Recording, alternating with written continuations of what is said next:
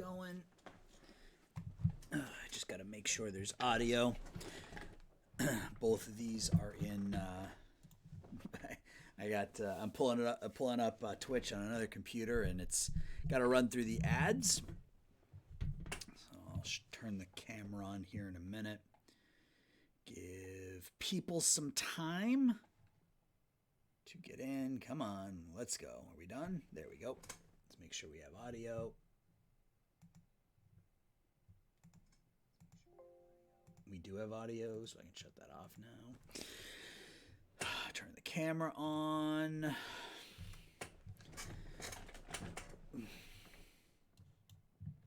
All right. So give everybody a minute or three to get in here. So welcome, YouTube. If you're watching this after the fact, my name is Aaron.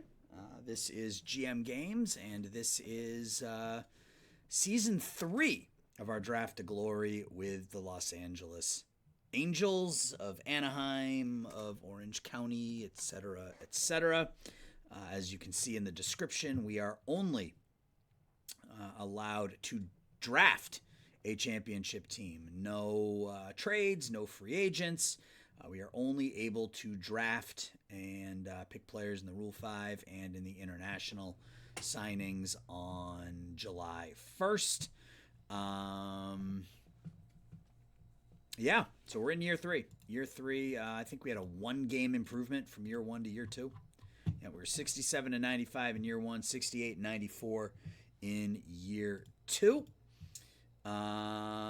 We picked up Alfredo Yazquez in the international draft on our first season, 2022, and then Gabe Geckel was our top pick last season, second overall in the 2023 draft.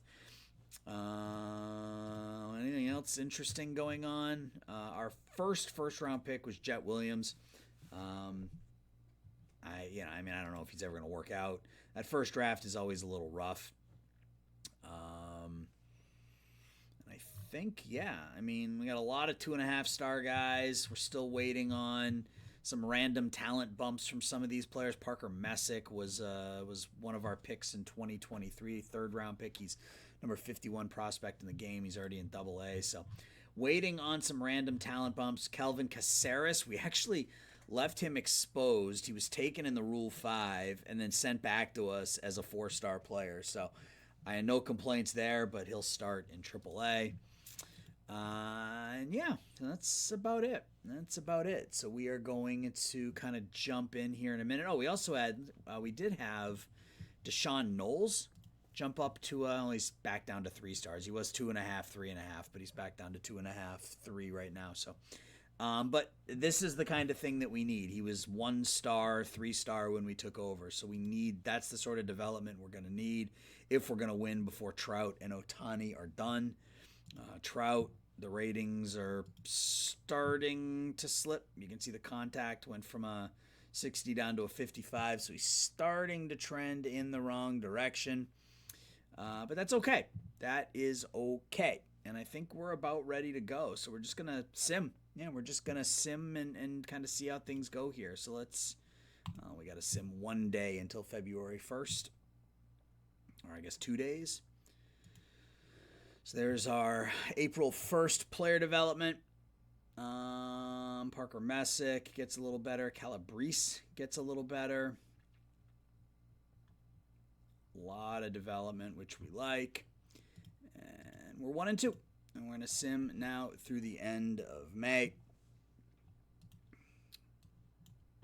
Let's let the AI set up the minor leagues with the exception of the players we have locked down. We're pretty much ready to go. I don't really think there's anything else we need to do here other than hopefully win some games. Man. 2-5, 2-6. First few years of this type of playthrough are usually not all that good. When we did this with the Rangers last season, we won in our 8th season as our young ace Sam Bachman is down for 7 weeks. He had gotten off to a good start. That's not good. Yeah, when we did this with the Rangers last season. We ended up winning in, I want to say, our 8th season, but we only had 2 winning records. So it wasn't like we figured out the system.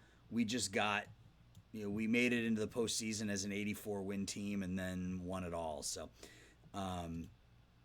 yeah, it wasn't put Yazquez from international into rookie ball. You think so? You think he's old enough? He's only 17. Also, how you doing, Jaron? Let's get to the end of the month. All right.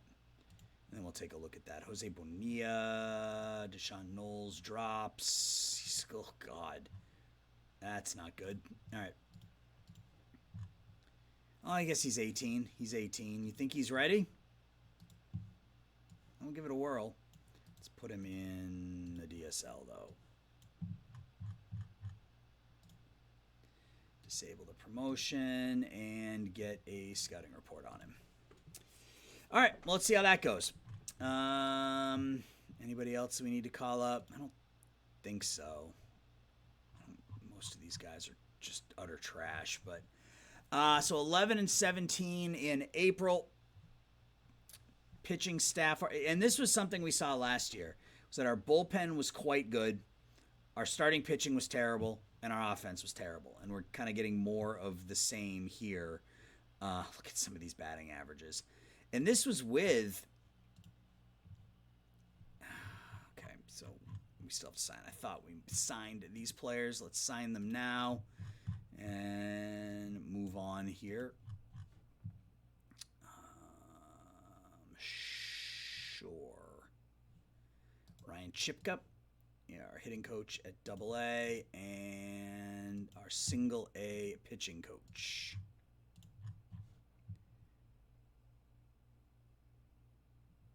Chris Booker, sure. If he's willing to do it, great.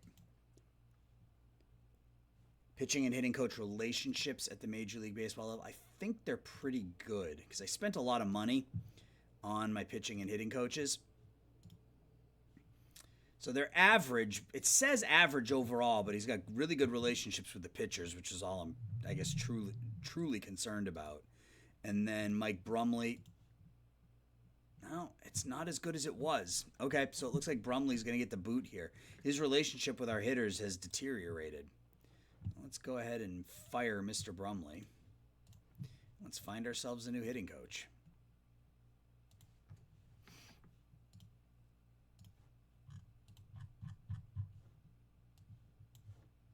Joey DeMonte gets along with everybody.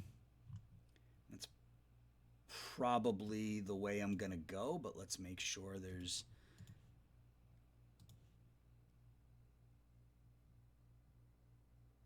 Yeah, I think we just signed DeMonte. If he's willing to come, he is. All right. So signed DeMonte as our hitting coach. Gets along well with everyone, including Ohtani, which is important, of course. Yeah, our starting pitching is not good. Yeah, I don't know. I mean, Ohtani's gotten off to 2 really bad starts with the bat and ended up with 2 really good seasons, so I'm not all that concerned about his bat. Hey, Josh, I don't know, honestly. It's one of those things where I don't have the answer, so I always try to make sure that that I've got people who get along with my players, just because I don't know the answer to it. Like, I don't know exactly how much difference it makes. I can tell you that we have to make some changes to the lineup here. Yeah, but who? Because none of them are hitting, so it doesn't really matter. Angeles is hitting. Where do we put him in, though?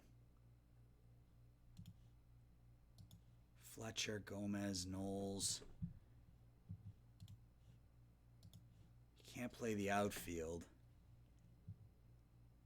But he can play third base, and Cavoco isn't hitting, so I think Angeles goes in at third base. And we move him up to the 2 hole and switch him with Fletcher. And we'll see how that goes. So how you guys doing tonight? You having a good week? You have a good weekend?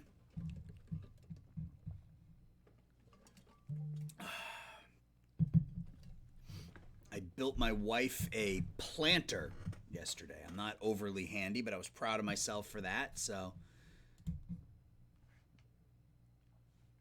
oops. Personal message. Oh, DeMonte, right? DeMonte, and then the two minor league coaches. Yamada finds Alexis Olvera. Okay, I mean, somebody found us a bat. Decent shortstop, good batting eye. Can't really hit, but overall not terrible. Chris Booker. Oh, Alfredo Yazquez. All right, so now he's very high, scouted very high. The contact's down to an 80 from a 75 from an 80, but I'm okay with that. It says he can play the outfield and shortstop. That's interesting. He can't play shortstop. He can probably play second base.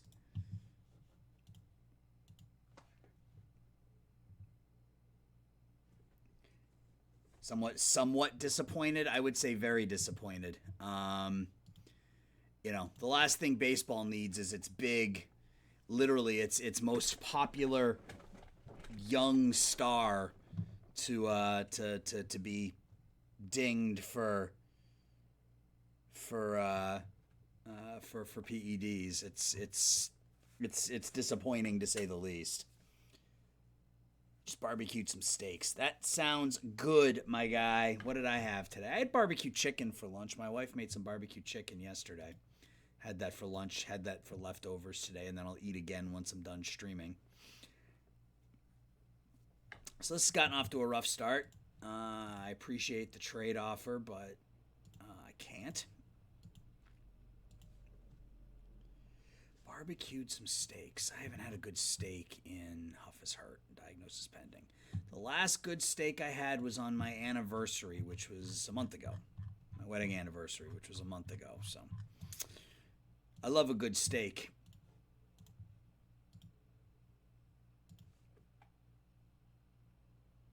Six ads. I don't know how to fix this, but or at least how to stop it on my end, but it's trying to do 6 ads on my second computer over here to my left. 16-31, Sam Huff is out for 6 weeks. That's not good. Do we have another catcher? I don't think we have another catcher. Oh, no, we have Logan O'Hoppe. Right, we picked up 2 catchers in the draft last season, in the Rule 5 last season. Angeles. Did I just... I just clicked the wrong button and reset the entire lineup, didn't I? Yes, I did. All right. Well, let's clear the lineups. I didn't mean to do that. So let's clear the lineups and reset everything. So Walsh hitting 222. Let's put Angeles. I put him in the lineup and he immediately stopped hitting. It's funny how that happens, isn't it? Put him in the starting lineup and they immediately stop hitting. Fletcher's at 259. Ohtani's 4, Trout's 3. That much we know. I want Walsh. I want Ward batting behind Ohtani. I want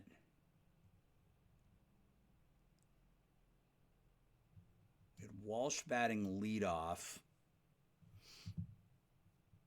We're just going to stick with the lineup that we had. Angeles at third.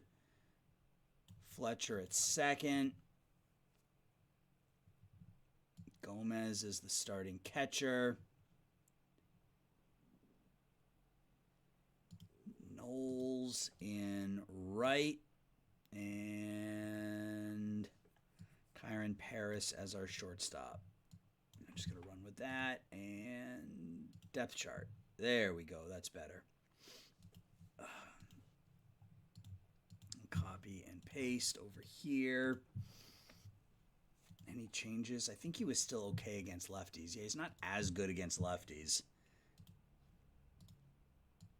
Let's do that. All right. Cool.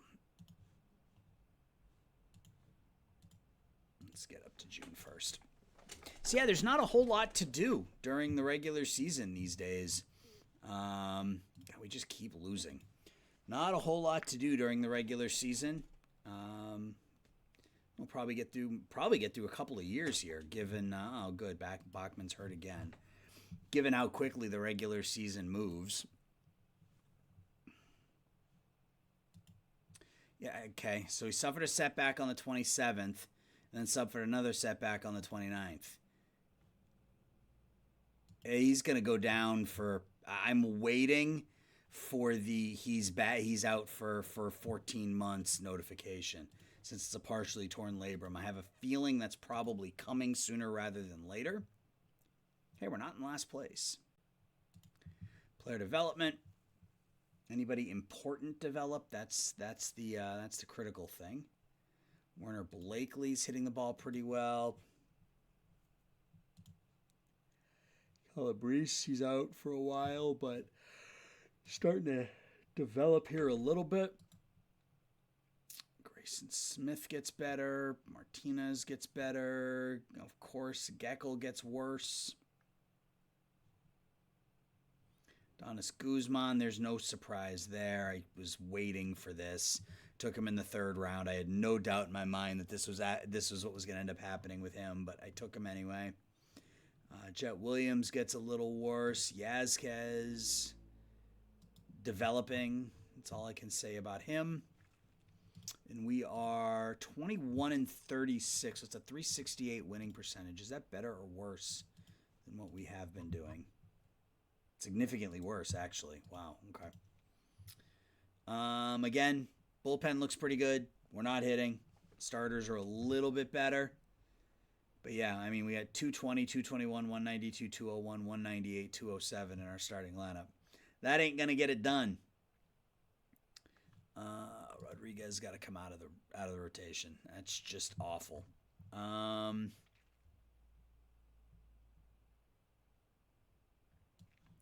Suarez, see how that works, I guess.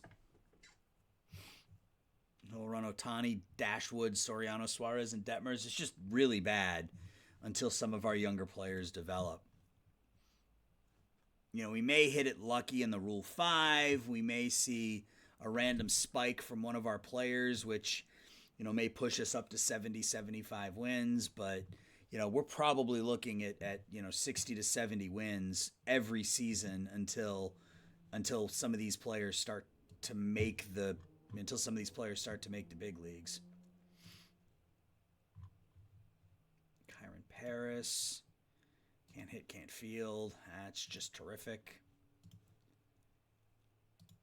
Fletcher's down to 2 stars. Angeli's at 283. That's okay. All right, let's get up to international amateurs, I guess. So we had winning percentages in the low 400s. We're sitting just under 400 right now. That's not good.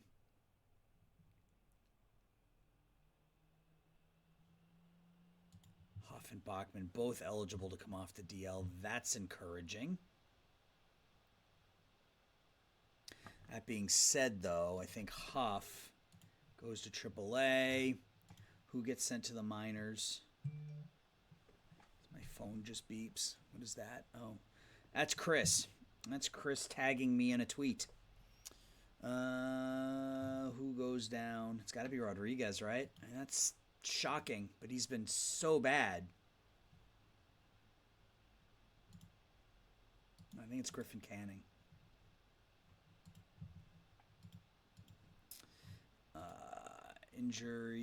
Injured list. Bachman and Detmers will come out of the rotation because he's been bad. Dashwood actually hasn't been terrible. I joked about him in the first season because we sent him up and down maybe 100 times during the season, but he's actually been pretty good this year. He's averaging 7 innings a start. That's nuts. Okay.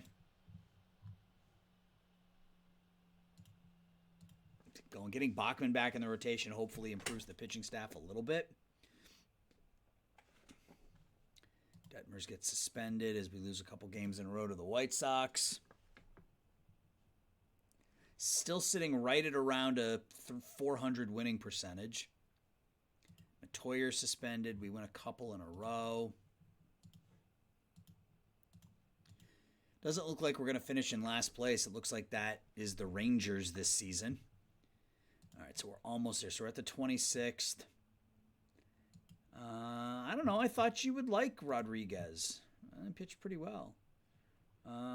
He's upset with our progress, but fan interest is at an 89. I mean, he's upset with us, but whatever. I don't really care. Expiring personnel. We're going to re-sign everybody. These are all players, all people that we signed when the series started. Their contracts are all up now. I got to remember to do this because I forgot to do this last season, and I ended up having to re-sign like 10 different people. All right, top 100 prospects. Yazquez is the number 1 prospect in the game. Geckel is now number 5, and he's out for 8 to 9 months because, of course, he is. Makes 1 start, gives up 2 hits, and goes out for the year with an injury. Yazquez, top prospect in the game. And let's get to July 1st.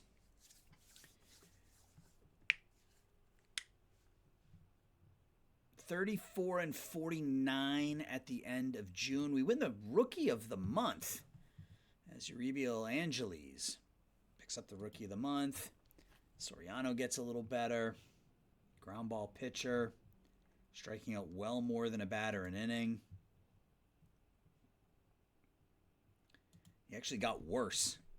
But he's at 291, 326, 412. 22-year-old with a bit of a bat, which is something that we need. Jared Walsh is on pace for 45 home runs and just 1.6 WAR because he can't field. Anything else? Caceres gets better. He's up to 4.5 stars now. I'm going to leave him in AAA. If he can be an 80, 45, 40 guy with 3 pitches like that, I mean, maybe that's one of the starters that we need. We'll see how it goes. Mason Albright. Edgar Baca. He's that guy that just... No, we signed him last year? Yep. Rookie of the Month. Let's go. All right. International Amateurs. Wow. Okay. Are you kidding me? Yeah. Batista Pinhal. I mean, I think it's a no-brainer here. Let's just look at these. Yeah. Yeah. I mean, 80, 80, 80, 70. I mean, I can't imagine that that's how good he's actually going to be, but we're going to sign him anyway. Hopefully he likes our offer. Move Walsh to DH and have Ohtani play first base and right field.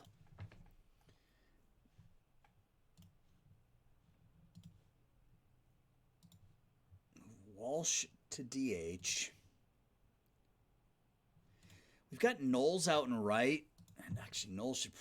Our outfield defense is not particularly good. I don't know that moving Ohtani out there is going to make it better. But I guess for now, we can try this. How's Ohtani at first? Yeah, I mean, he's worse at first base than Walsh is. I don't know that that's the right move.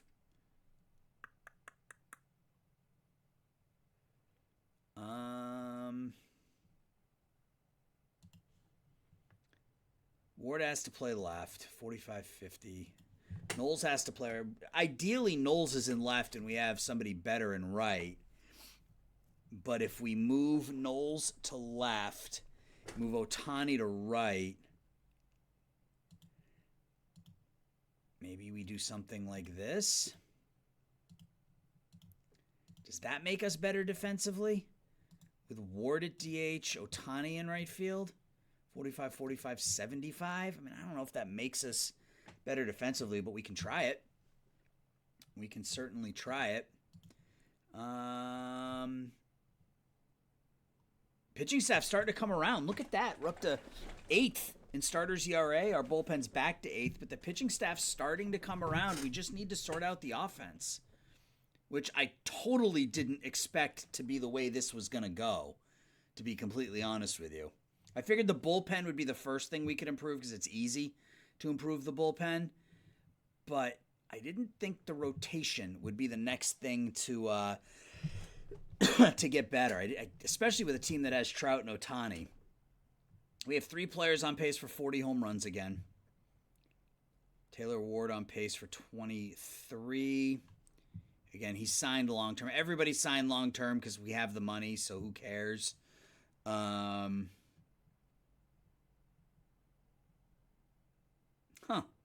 I did not expect that. All right, well, let's go ahead a few days and see if we can get that third baseman. I appreciate that, but I cannot make that deal with you. Hopefully we don't get a... There it is. Batista Pinal just signed with the Angels. Look at this absolute unit of a bat. Like, he's a first baseman, but, I mean, just an absolutely ridiculous bat. If that's in... I mean, OSA also has him at average, so we're going to have to get a scouting report on him, but that's just stupid. That is just a stupid, stupid bat. All right, let's get up to, I guess let's get up to the All-Star game. We'll look and see who made the All-Star team. Then we'll get to the important part, which is the draft. I appreciate that, but no thank you. 5-4 in 16 innings. Let's go. Angelis had 3 hits. Ohtani drives in 3. Bullpen does a nice job, except for Holmes. But that's 1, 2, 3, 4, 5, 6, 7, 8, 9 1/3.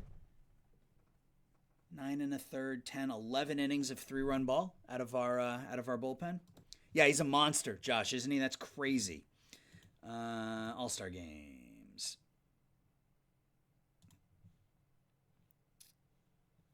All right, who made the All-Star? I don't know who's going to make the All-Star team for us this year. I mean, Ohtani maybe? Dashwood, are you kidding? Jack Dashwood, let's go. Makes the All-Star team 6-6 with a 3.87 ERA. There's Ohtani. So we had 2 starting pitchers make it. I would not have guessed that. And Trout. Okay. So Trout, Ohtani, and Jack Dashwood make the All-Star team. In the prospects game, we've got nada.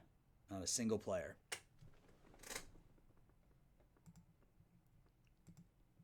Depending on your competitive outlook, you can set your strategy to lean more heavily on the bullpen to steal some wins. Yeah, you know what? That's actually something I don't think I've done, is set the... Yeah. So I like to go with a sabermetric setup, but I also don't...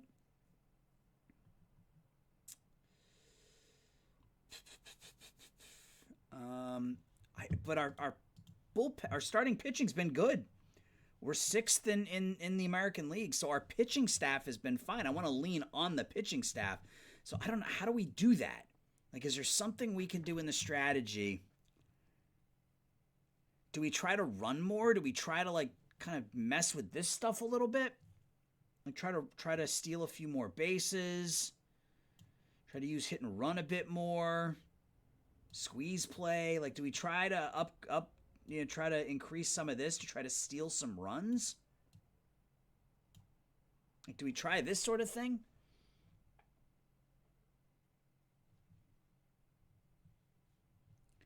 I mean, the averages are low, so if we can get, like, runners at third and sacrifice them in, or, you know, maybe get some hit and runs going, I mean, let's try this. See if we can steal some wins that way.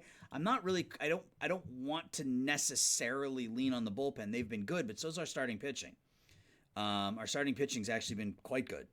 So I don't want to get them out of the game just to go to the bullpen. But, yeah, I mean, like, we didn't need Alvarado, right? But he was there in the Rule 5, and he's been lights out. So... yeah, small ball is kind of what I'm thinking. So if we go, is there a small ball setting in here? Let's see, what does that do? The problem is it changes everything. Like, it changes all the pitching strategies. Like, I don't necessarily want quick hooks or slow hooks.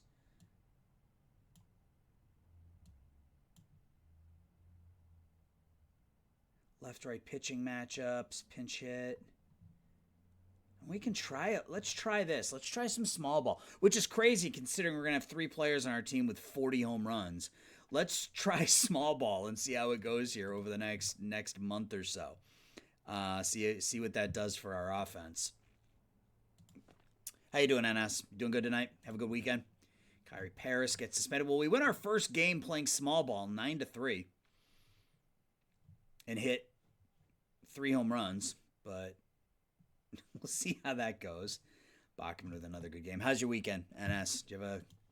I don't know if it's NS. Is that what I should... What NS op? NSOP? Is it NSOP? Or NS op? I've always just thought it was NS op. Trade proposal from the Dodgers. They want to send us a catcher. I appreciate that, but I don't need a catcher. Well, I mean, I need a catcher, but I can't have a catcher from another team. So we're kind of back into that, same area that we've been at for the last couple of seasons in terms of our win-loss record. Let's go to the draft, and we're picking where? 5th. OSA has us taking Tommy White. Nah, I likely won't take him depending on the draft. Let's look at the pool. So you got Michael Dixon, who looks to be the premier bat out here. You usually set it to Saber. Yeah, I almost always set it to sabermetric. But I feel like we'll give small ball a try, see how it works. Your weekend is NSOP. Okay, all right. I have a feeling Dixon's going to go first. Like, that obviously would be a guy that would be of interest to us. Cal Steffen. Looks like a pretty damn good starting pitcher. Yuck. Tyree Reed, maybe? I mean, there are a couple decent players here. All right, let's just get to the draft, and hopefully one of those 2 guys will be there. So let's look at batting potential. Let's just do it this way. All right. So Cleveland takes Michael Dixon. No surprise there. Colorado takes Derek Fabian. Colorado's picking 2nd and 3rd. Really? Yeah, 2nd and 3rd. All right. Ah, shoot. They took Reed. Okay. Pittsburgh, Brody Green. Okay, so they think we should take Bryce Rayner. I mean, he looks okay, but I feel like this is an easy pick, right? I feel like Cal Steffen is the pick. Am I crazy? High leader, high work ethic, high intelligence, already 1.5 stars, 4.5 star for potential, has 3 really good pitches. The movement isn't great. The stuff's going to need some time to develop. OSA doesn't like him nearly as much as we do, but I feel like it's a pretty obvious pick. There really isn't anything else here that screams number 4 overall pick or number 5 overall pick. What do you guys think? I like Ali Camarillo. I kind of like. High leader, high adaptability, high work ethic. Be a really good either second baseman or shortstop, but I feel like that's the obvious pick. Am I overthinking it by looking elsewhere? Steffen is the clear pick. He can even hit a bit. Yeah, a bit.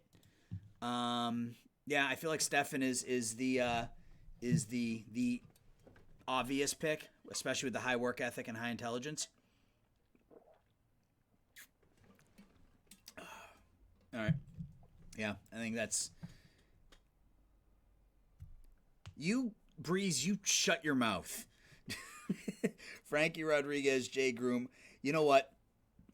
Craig Hansen was a beast out of college. He was an absolute beast out of college. All right. Cal Steffen is going to be our pick.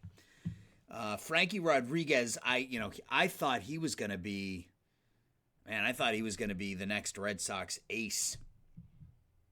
And then Jay Groom.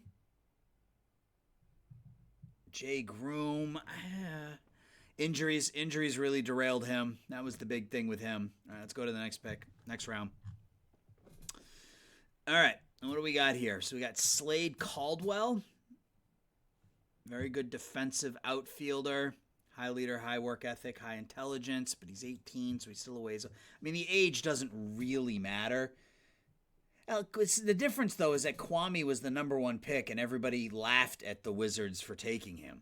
So that's the biggest difference there, is that nobody thought Kwame Brown was going to be like the second coming. So that was just a dumb pick by Washington. Danny Corona, he's not a shortstop. He's not even really a second baseman. Not a third baseman either. Kind of like in Caldwell. No power, but good contact, good batting eye, good base running, good defensively.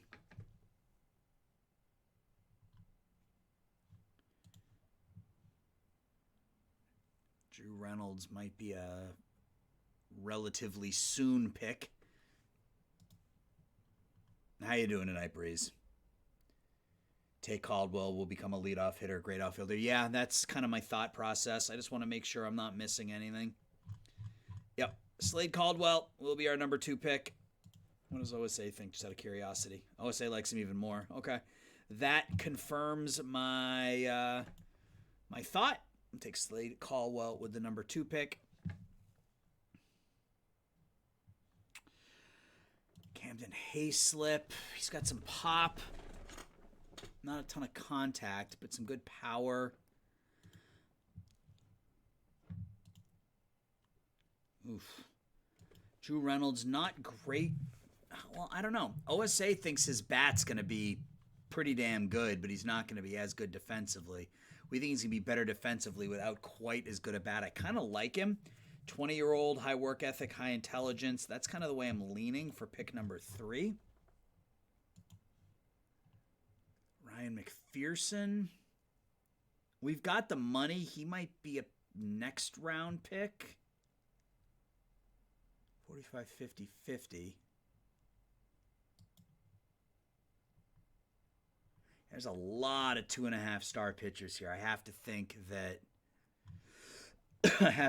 someone like McPherson will be there with the next pick. I'm doing okay. All of my kids were diagnosed with strep throat last Monday, and I somehow managed to avoid getting strep throat. I got sick, so I thought I had strep throat, so I went and got tested. I'm going to take Drew Reynolds. If he ends up like the way that we think he's going to end up, he's a decent enough hitting catcher who's got some fielding chops. If he ends up like OSA, he's one of the best hitting catchers in the league, so we're going to take Drew Reynolds. Yeah, so I was able to get – I got sick, but ended up not getting strep. They tested me for strep. They tested me for COVID and nothing. So, wow. This is nuts. Like, think about this in real life. So, you've got OSA. Let's just say OSA is Baseball America or whatever, right? So, and you've got your head scout. I imagine there being somebody that, like, the premier scouting service in the nation thinks is at 80 contact and 80 and 70 home run power, and your scout's going, nah, this guy's trash. Like, I can't think, obviously scouts are going to disagree, but are they going to disagree this much? That's nuts. That's crazy. Anyway. So, yeah, I'm getting over being sick. Had a bad cough for a couple of days, but, ultimately was fine. So, thank you for asking. Appreciate that. All right, so Mr. McPherson is still there. We've got plenty of money. Again, if he ends up closer to OSA than what we think, that's a pretty damn good pick. Just make sure Jackson Sanders, if he's there with the next pick, we probably take him. And he's not. All right, that's fine.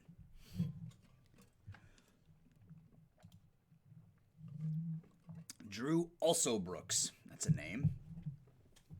That is a name. 3 good pitches. Let's go back to players and let's look at batting potential. See if there are any pitchers that are actually hitters. Brennan Siegler, he looks okay.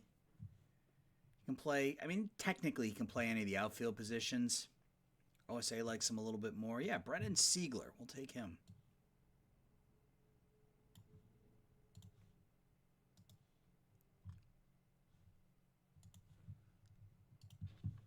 And no problem taking all these expensive players.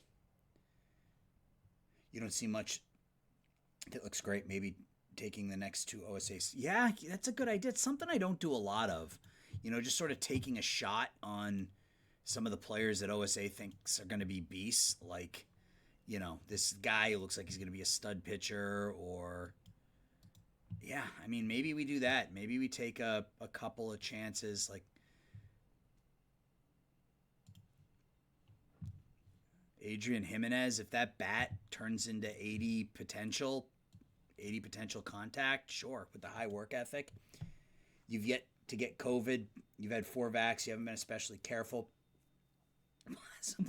That's a possibility, Josh. Immortal's definitely a possibility. I got COVID in May of 2021.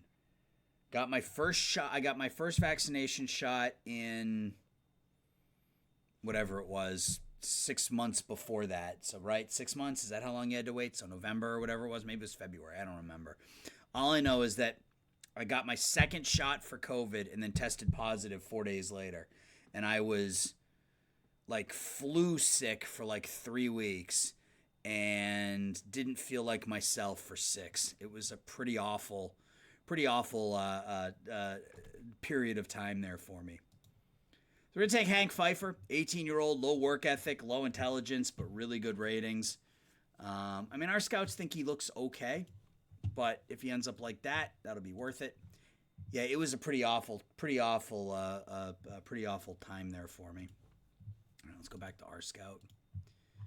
And let's start doing what we do. 31-year-old in there. Did he have the same birthday as me? He does. Victor Quinn, same birthday as me. Troy McGirt. Isn't that the name of the guy in The Simpsons? Or is that Buddy McGirt? No, what's his name? What's the Troy? What's the Troy's name on The Simpsons? Why can't I think of his name?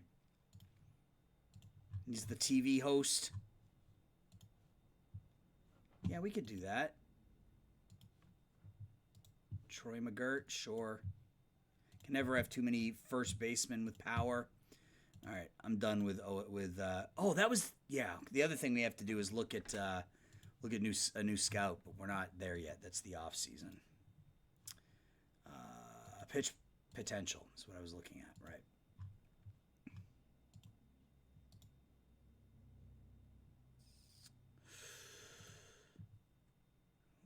Reiselman. Troy McClure. Yes, thank you, Josh. That's who I was thinking of. That is who I was thinking of, Troy McClure. I was close. McClure. It's close. Reiselman's 23. Nah, I mean, he's pretty much at his peak.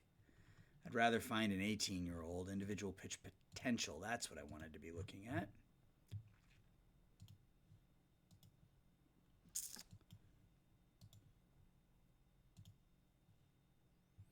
Tyler Dean's got, 2 really good pitches and 2 average pitches. Troy McClure. Not a great draft. I'll take Aaron Calhoun just because he's got 4 good pitches or 3 really good pitches, and he's only 21. I like our first-round pick.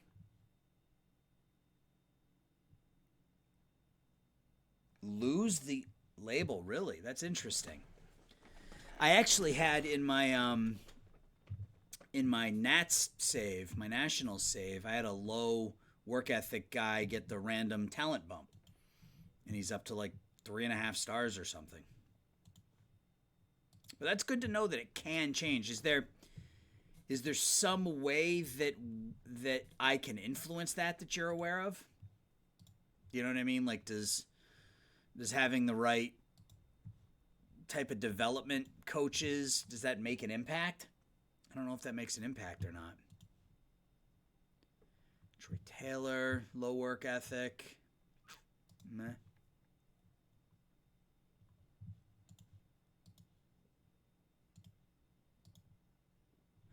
I don't want to spend a ton of time on the last few rounds. Josh Lanham, he's a high work ethic guy. We'll take him.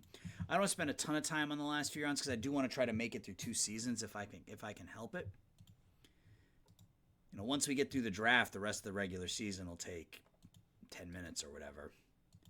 Matichuk. Sure. Let's look at fielding ratings. Make sure we find ourselves some decent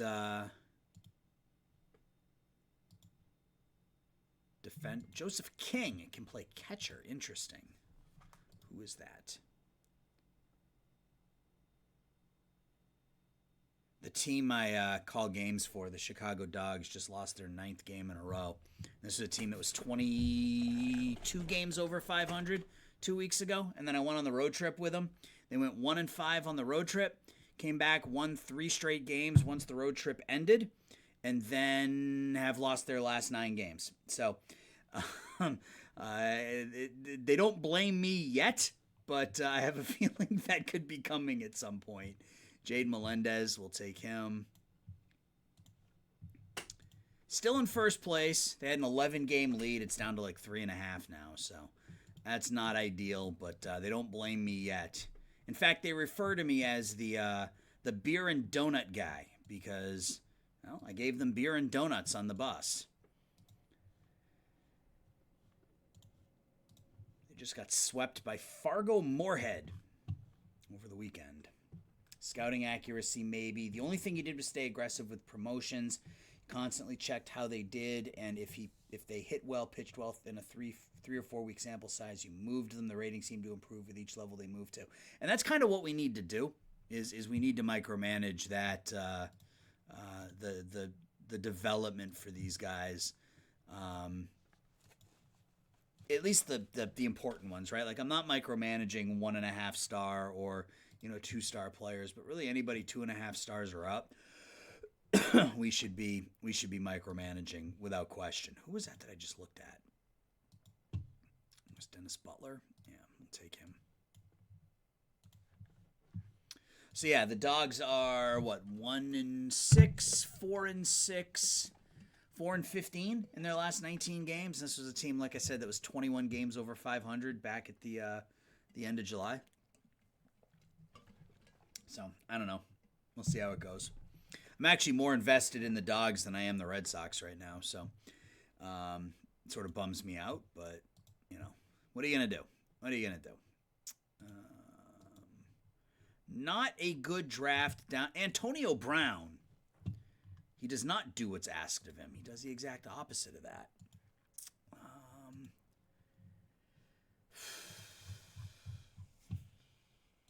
We want another catcher? Sure. Adam Anchik, we'll take him.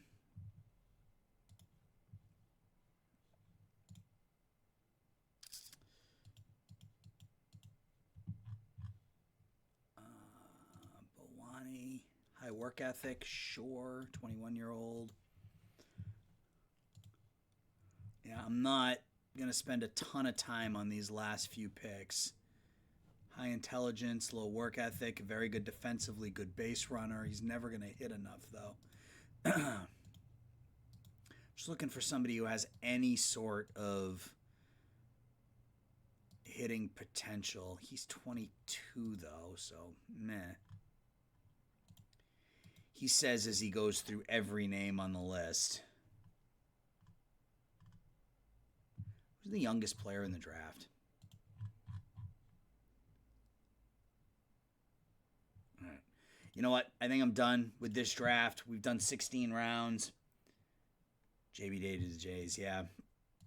Yeah, the only Red Sox game that I have watched start to finish since before the All-Star game was the Friday night game against the Yankees, the one where the Red Sox walked it off. That was it. It's the only Red Sox game I have watched start to finish in a month.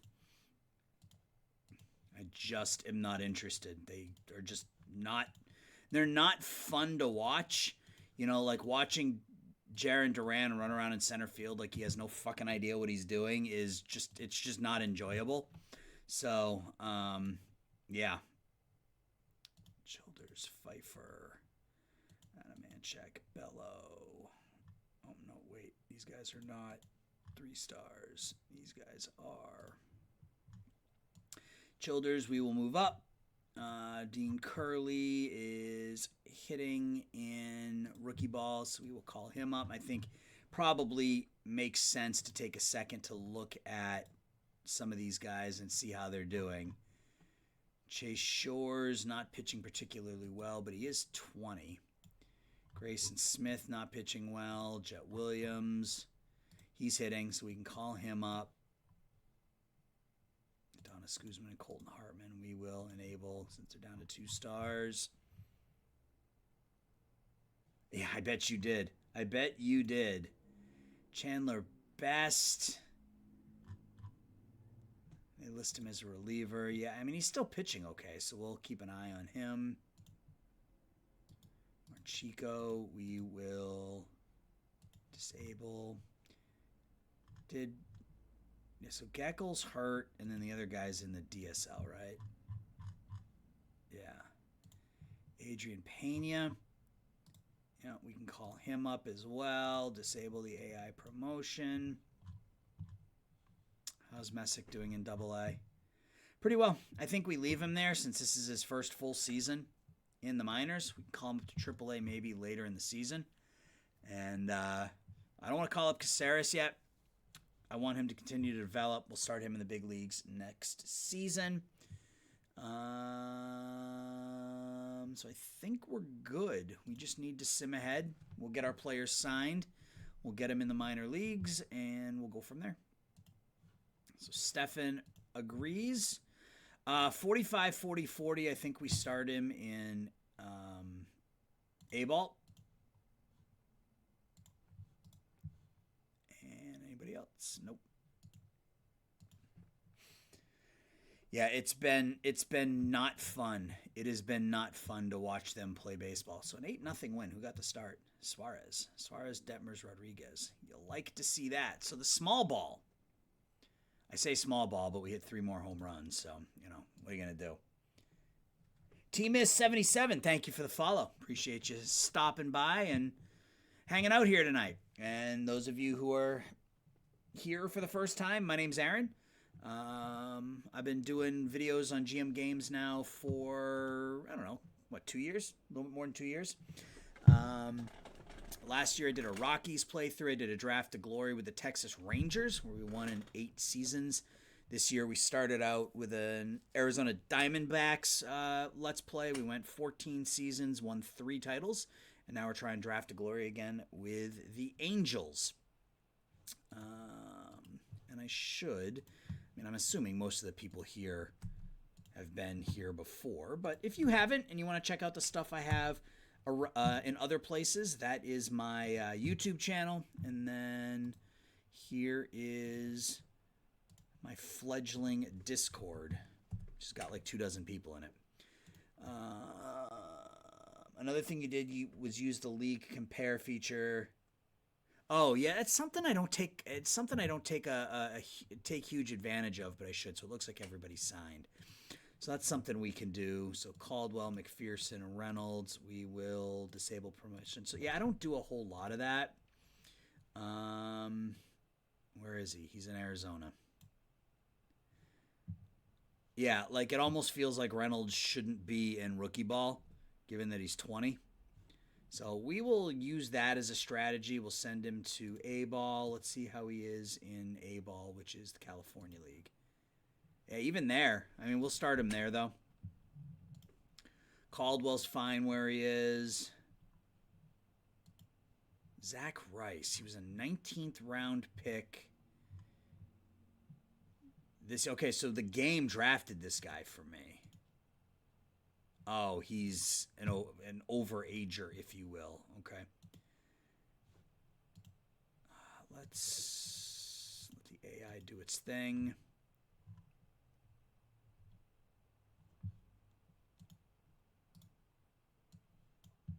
All right.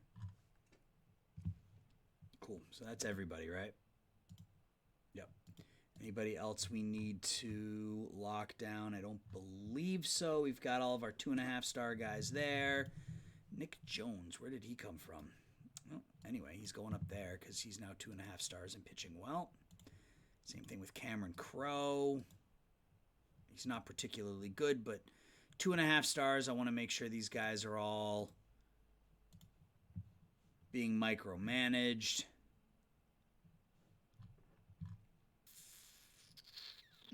Yep. All right, let's go.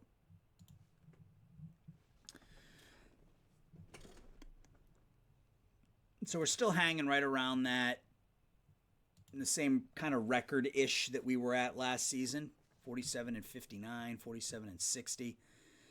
Yeah, I mean, we're actually playing better, I think, right now than we were last season. Let's get through the deadline. 48 and 62, so Bachman gets better. He's up to 3.5 stars. He's been really, really good. 6-1, 298. Ward gets worse. I think we signed him long-term too, didn't we? Oh, long-term, 4 years, yeah. It's all relative. We can sell him for cash if we need to. Edgar Caro gets a little better. Best gets better. Bracamonte, he actually drops. Okay. I feel like we had a good month. Yeah. We're over 500 the last 2 months. We're 27 and 26 since the start of June. So maybe the development is real. Pitching staff, 7th in starters ERA, 4th in bullpen ERA. We're 5th in runs against. We just can't hit the ball. But even with that being said, I feel like the offense has picked it up. Maybe it really hasn't, but yeah, and the offense is really bad. But that's okay. That's okay. It wasn't about this season. I mean, we're playing better. You know, we are absolutely playing better, so I feel like, you know, the growth that we were looking for is there. 3-2 win in 15 innings.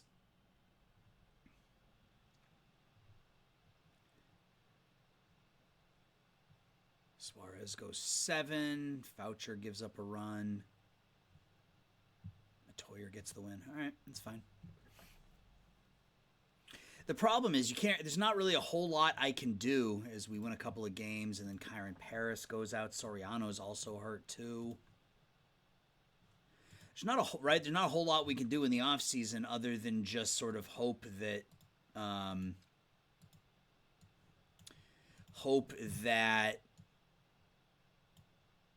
there's somebody in the Rule 5 that will make a difference for us, right? I mean, that's really all we can do. So, and then hope that there's growth. You've always wondered if the pitching hitting coach has any demonstrable effect. The way I've always looked at it is I always sign a coach that focuses on what it is I want to work on. So if I want to have a team that's better at contact, I sign a contact hitting coach. You know, I mean, that's how it makes the most sense to me. I don't know if that's how it works in the game, but that's how I've always done it. Need to switch any of the starters and relievers. I don't know. We need to see. I don't think so. Well, now we do because Soriano's out for the year, but where do we go? I don't want to call up Caceres, so I think we call up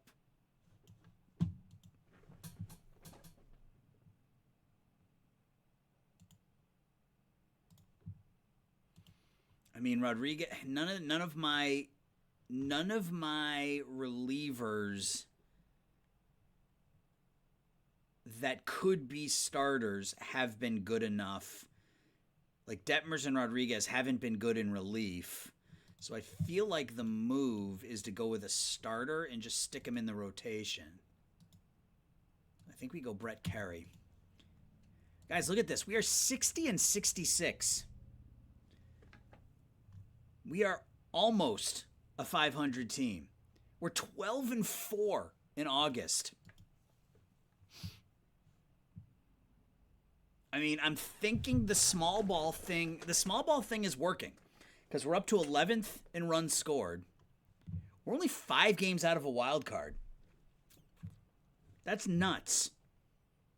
I mean, I can't imagine that we're able to maintain this, but let's see how the rest of the month goes.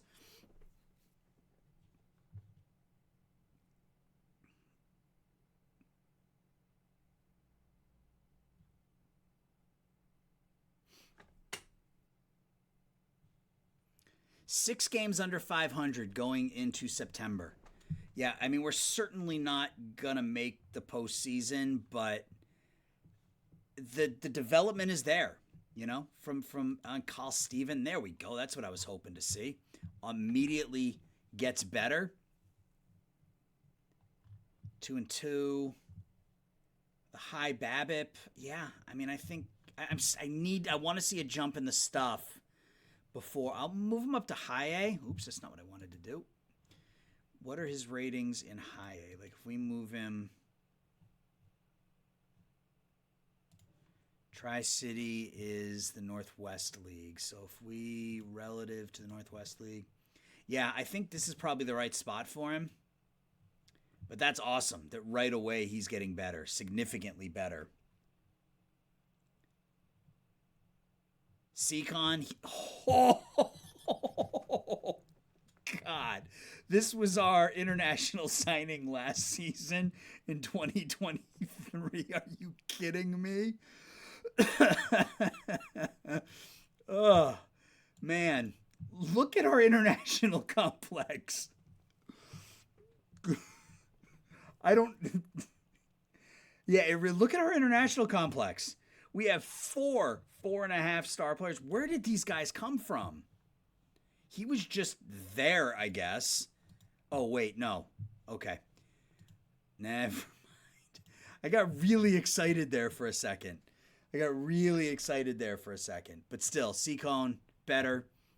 He was 3 stars when we signed him. He's up to 5 stars. So we've got Seacon and Pienhal in the international complex. Yazquez is hitting the ball quite well in the DSL. Cool. So, yeah, we like what we see. How's Messick doing? 4-9. Yeah, we'll leave him in double A. Who do we want to call up? We will call up Ortega. And we will call up... Forget who it was who said Joe Adell was going to be a beast in this series. I think it may have been... I don't remember who it was. But he hasn't been a beast. In fact, he's now in... He spent the year in AAA.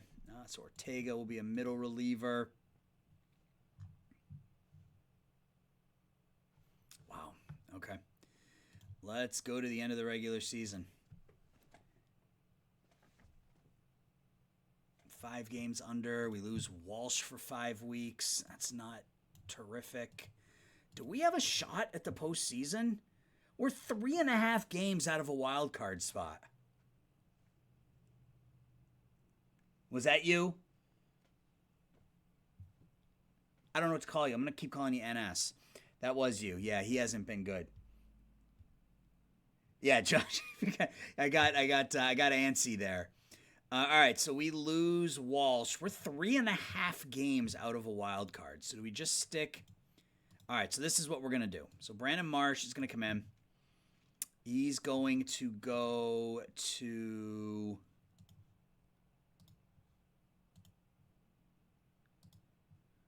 right field, and Ohtani will come in at first base. And then against lefties, we're going to go with Cavoco at first base. And let's get up to the end of the regular season.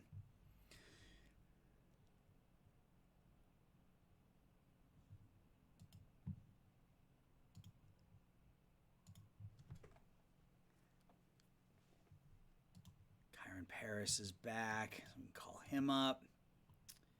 How's Blakely been doing? And he's hitting. I mean, he's absolutely hitting. What's his fielding look like?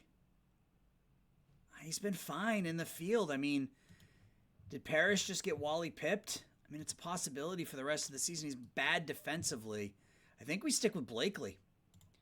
I mean, he's hitting 4 home runs, 13 RBIs, put up a 520 slugging. We stick with Blakely for now.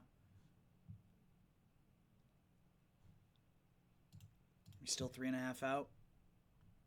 Yeah, 3.5 out. We're tied with the Red Sox and Orioles. Let's see how the rest of the year goes. 71 and 75, 70.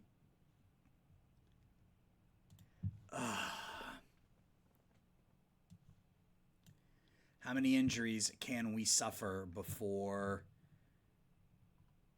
2.5 out? How many injuries can we suffer before enough is enough? All right, so Tice will come up, and we will stick him in the. I mean, he probably makes sense as our first baseman, leadoff hitter with his I and a void K. So I'm actually fine with that. Then Taylor, we'll stick Ohtani out in right field.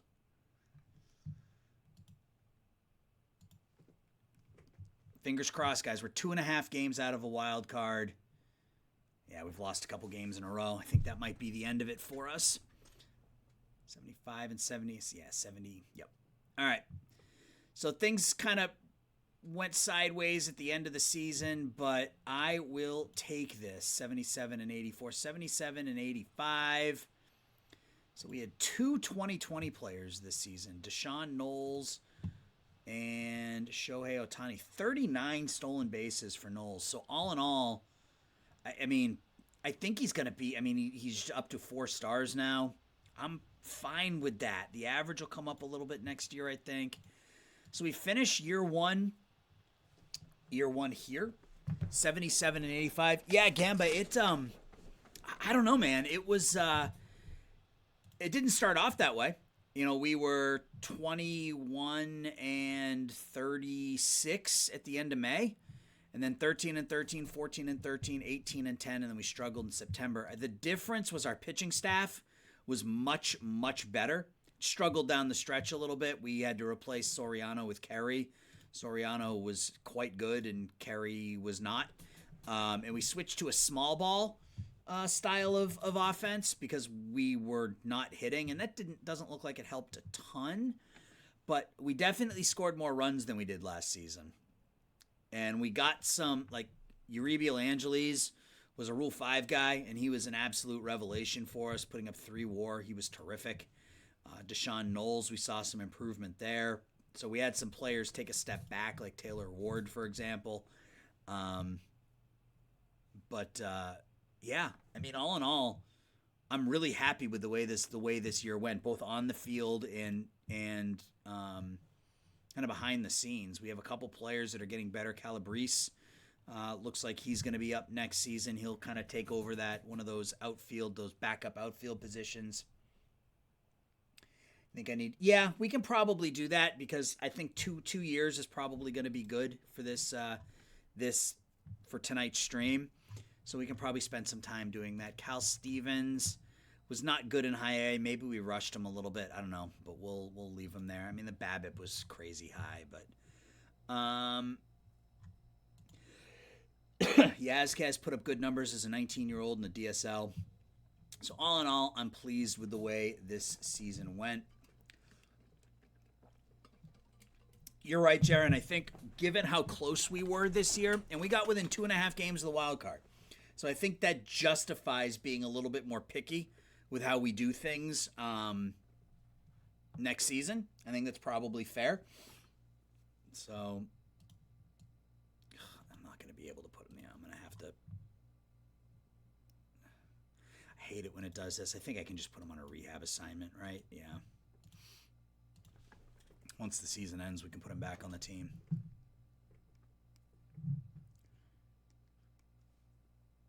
But yeah, Jaron, I think you're right. I think we were good enough this season and we were close enough this season that it makes sense to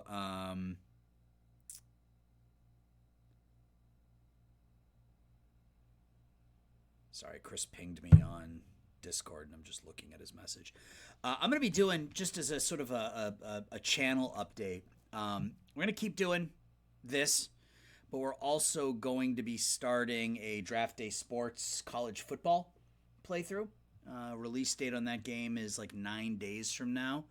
I'll be doing a series on that as well. So we might do a combination stream where I do like half the stream is this. Maybe we play through a season and I switch over to Draft Day Sports college football. I don't know how Chris would handle that with his videos, but Knowles looks like a possible leadoff hitter. Yeah, as long as he hits higher than 230. So our contract is extended, which is, we can't be fired, so that's fine. Team payroll of $180 million, which doesn't matter. Top prospects. We've got number 2, number 3, number 7. We have 3 of the top 10 in baseball. Michael Dixon was the top pick in the draft last season. I'm fine with Kyle Stephen though, given where he ended up. So yeah, we're gonna be doing a Draft Day Sports college football playthrough. It'll probably be with the University of Illinois, given that's where I live. I'm not a huge Illinois football fan, but all right, we are going to first and foremost, let's just sign all of these guys. Arbitration. Let's sign everybody. He's not interested in discussing. Suarez. Alvarado.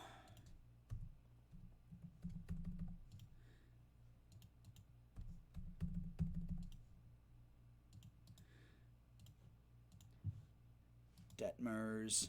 How are the CFB games? I love the Draft Day Sports games. I've never played the college football game. I've owned it, and I think I played it for like 10 minutes one year and didn't really play it much. My issue is that I have problems playing games when they aren't in season. So like I don't really like, it's hard for me to play a college football game in the middle of the summer. So I like the fact that they are releasing it to coincide with the release with the start of the college football season. But generally speaking, I love the Draft Day Sports games. So I expect, if it's anything like their college basketball game, I expect it's going to be great because I love their college basketball game. So Marsh and Adele. I mean, we may as well sign him. Yeah, and then everybody else isn't interested in talking to us, which is fine. Front office, 82 loyalty, or good loyalty, 82 fan interest. We still have plenty of money. Let's go ahead and just sim ahead. Their basketball game is a lot of fun. Their basketball games are a lot more developed, I guess, at least from the Aussie Albies. Really, you want to send me Aussie Albies? It's interesting. Their basketball games typically are a lot more developed than their football games. At least their pro basketball is a lot more developed than their pro football. I can't say the same thing with basketball, with football though, just because I haven't played the college football game. I've seen people play it and it looks pretty in depth. So I'm looking forward to getting my hands on it and fumbling around. Stop offering me Aussie Albies. I'm not interested. Did we win any awards? No Gold Gloves.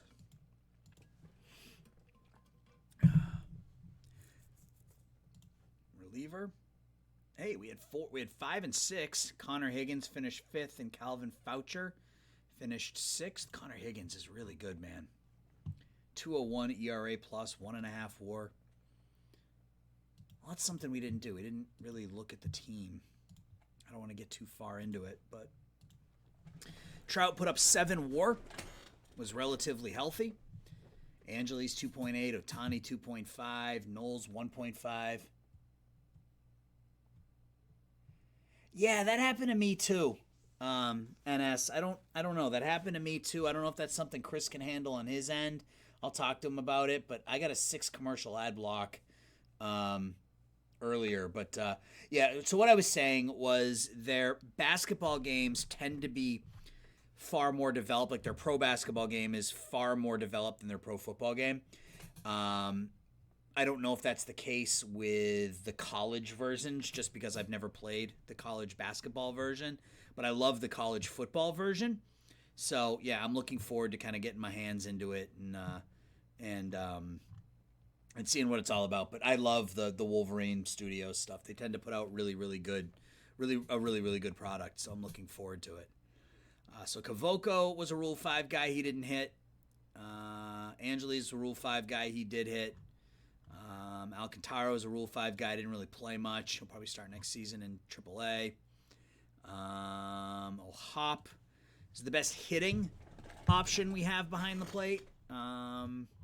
Gomez was a Rule 5 guy. Didn't hit. So, yeah, our Rule 5 has been mostly misses offensively, with the exception of Angeles. Offensively, though, or pitching-wise, it's been a different story. A lot of players that were pretty good. Nobody that was absolutely lights out. Dashwood, 11-14 on the year, 2.5 WAR. Bachman only made 23 starts, but was good for 2 WAR. So, very good pitching. Detmers and Foucher was worth negative WAR. He had a 1.6. Look at this FIP. He had a 1.60 ERA plus a 5.47 FIP.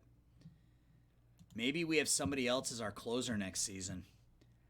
And he led the American League in saves. I wonder if, because he's an extreme ground ball pitcher, he sort of works in the in the role that he's in. But he was worth negative one win on the season.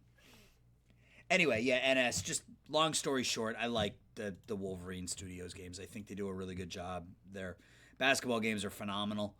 Their pro football game is iffy right now, but it's only because it's only in its 3rd season or whatever. But their college football game they've done for a while, and like I said, I've seen other people play it. We didn't have any platinum stick, did we? No. So yeah, so we'll see. Foucher walked a lot of batters and gave up home runs. Yeah. So we win the Rookie of the Year. So again, maybe next year Foucher isn't our closer.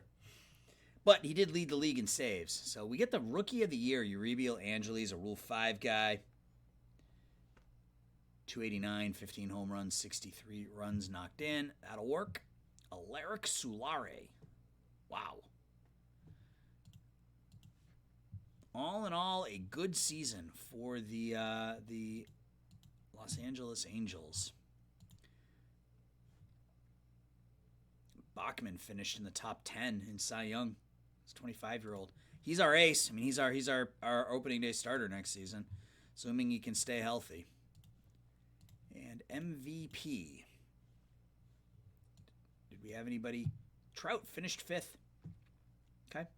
So rumors of his demise were greatly exaggerated, as he put up 7 WAR and 936 OPS, led the American League in walks. He was very, very good. I'm probably going to play the University of Illinois just because that's where I live.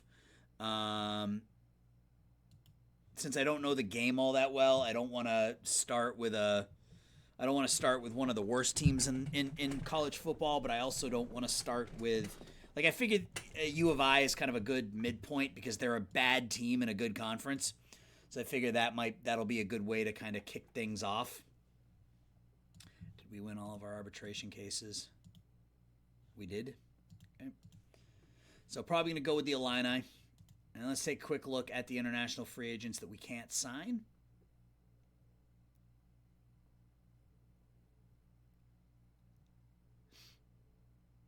And free agents. Austin Meadows, Yohan Moncada, Mr. Juan Soto. The out of the Park 23 never re-signs Juan Soto. Absolutely never. I don't understand why. I'm going to save this just to make sure it doesn't crash. They never re-sign him, and I don't know why. But yeah, I'm going to go with the Illini probably because, like I said, bad team in a good conference, probably a good place to start. You know, they're going to be better than a lot of the teams they're going to play, but they're going to be worse than most of the teams they play in their own division, or own conference rather. So we had nothing to do until the Rule 5. And what are we looking for in the Rule 5? I guess that's the next question. I don't want Zach Plesac.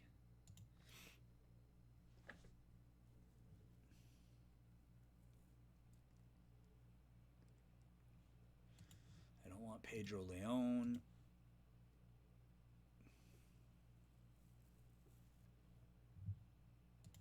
I don't want Christian Vasquez.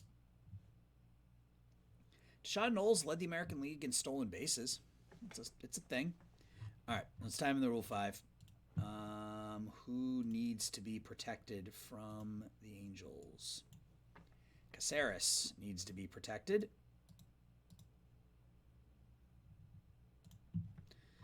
Who needs to be cut? Wentz, Stefanik, Brendan Davis. They can all be cut or DFA'd. So we will be able to find better players than that in the Rule 5.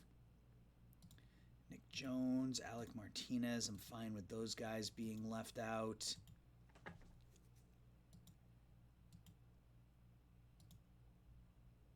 I'm kind of fine with all of these guys being left out, truth be told.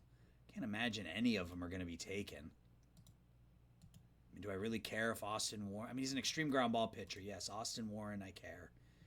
But he is a reliever. I mean, we've got relievers for days.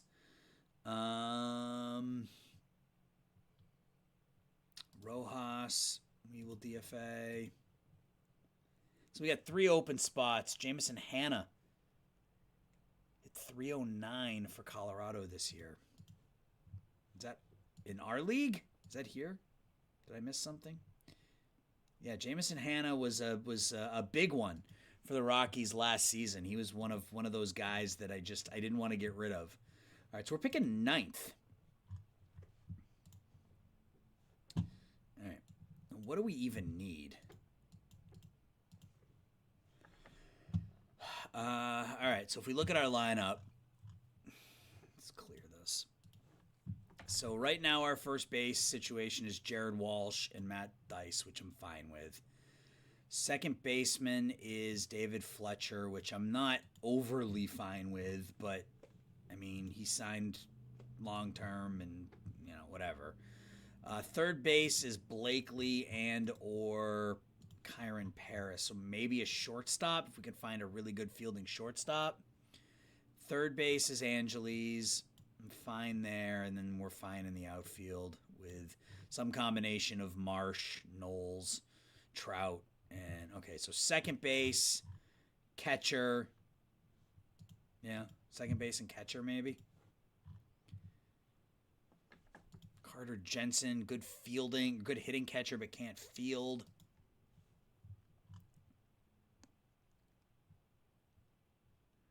Brian Anderson's 31 years old.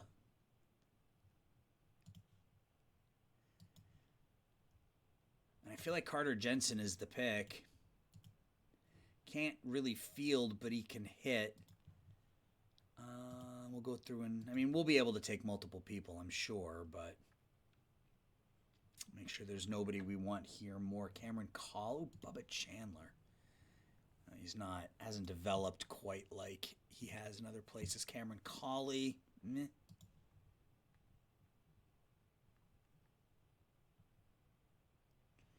De Los Santos, got some power.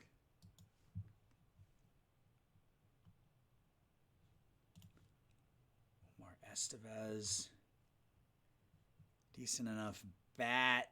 It can't really field, though.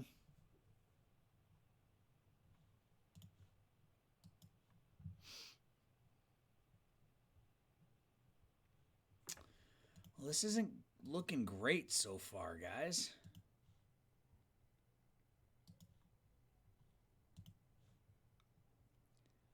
Gunnar Henderson.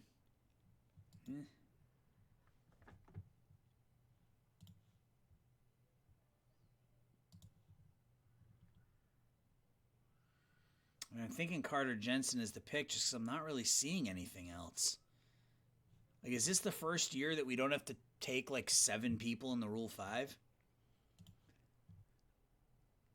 Benny Montgomery can field, can't really hit. Colson Montgomery can hit but can't really field. But he feels like a decent player, but at a position we don't really need.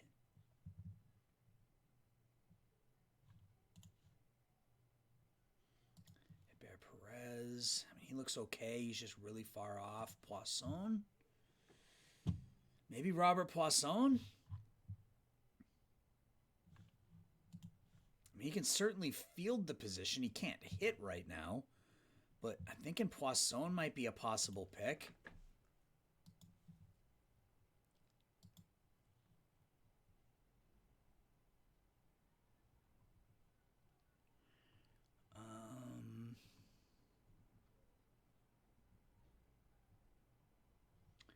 Lonnie White is another one who can field but can't really hit.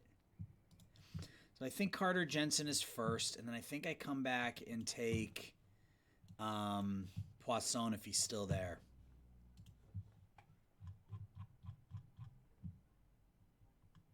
He is. I don't know if he's ever going to hit enough, but he can field the position and he can run into one now and again.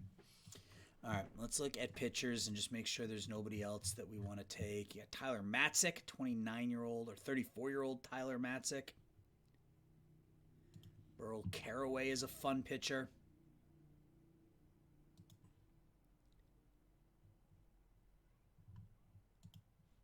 I think I'm going to take Burl Carraway. Could pitch against both lefties and righties, a ground ball pitcher, sure. Excuse me. Any starters? Excuse me. Mason Albright's one of my starters. Logan Allen. It's not my turn.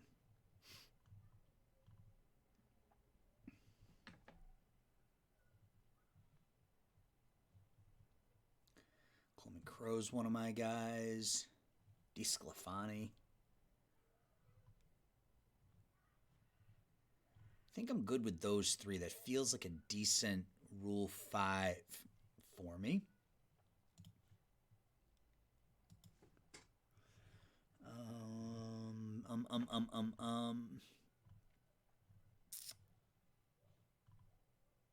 Steven Matz. I mean, if we were like that close, like Steven Matz may not be a terrible pick to sort of fill out the rotation, but I don't think we're there just yet.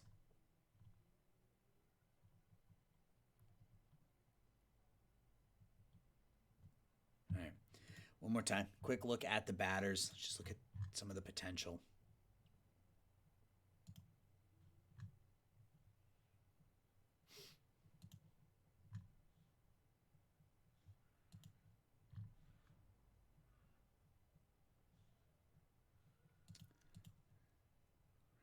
Yeah, I think I'm good. I think I am good. Ernie Clement. I don't need him. Nope, I think we're good. All right, let's complete the draft.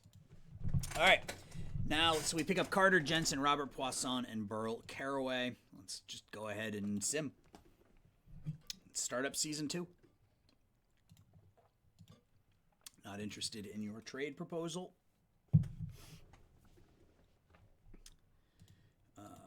What do we got here? Oh, player's ID fade. Right. Caceres will call up at this point. May as well.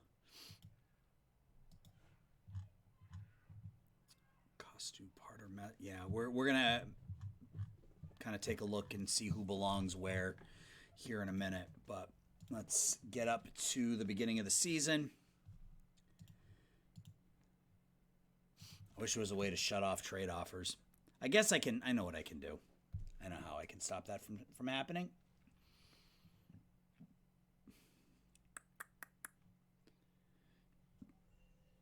Yep, I know. Let's go here and there.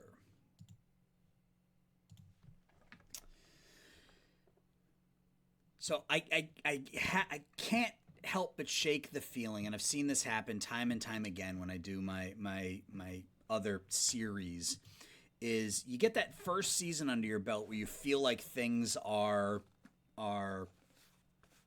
going the right direction, and then the next season is a complete disaster. So I am feeling like this is going to be a 60-win season or something. I have no reason to think that, but I've seen it happen before. So, all right, player development as we get into February. Pop gets a little worse. He's down to 2 stars. We can probably send him down. Caraway gets better. Well, that's good to see. I don't put a whole lot of credence in this. Ugh, that's not good. In the pre-spring training, as Poisson gets better in the pre-spring training stuff because there tends to be so much volatility in that. So I don't put a whole lot of faith in that. So we'll see what happens when we get to the beginning of the season.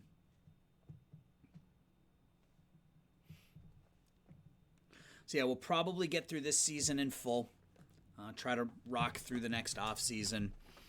It took us about an hour and a half to get through the first season completely, so that puts us right at 9 o'clock, which is kind of about the time I like to stop. So Caceres, we'll make him the 6th starter. Bachman, Dashwood, get Kerry out of there, get Soriano back in, and we'll just let the AI do its thing with the bullpen. What's Detmers as the closer? Really? That's not going to happen. And then the lineup. So it puts Poisson at short. Who does it leave out? Adele, Alcantara. It leaves Angeles. Are you kidding me? Don't be dumb. Game, just don't be dumb. Please. Just asking you to not be dumb.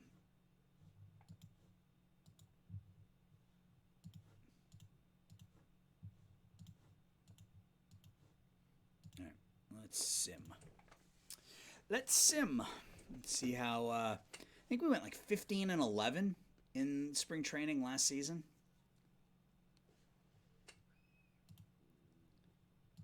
More player development, 27th. So let's sim up to the 25th.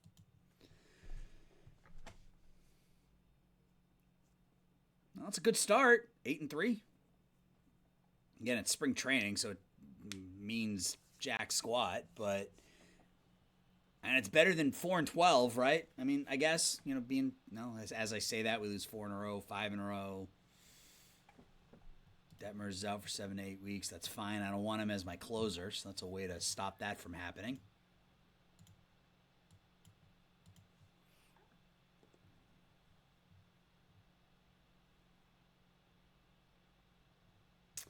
All right. Now we got to cut down. We got 39. We have 21 pitchers. Pitching ratings. So Pop, Pena, Kerry can all go down. Or let's hold off on Pop. Pena and Kerry can go down.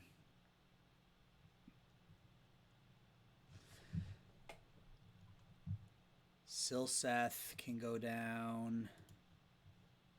No, that's not what I said to do. He's had option years. All right, well, I guess he gets DFA'd then.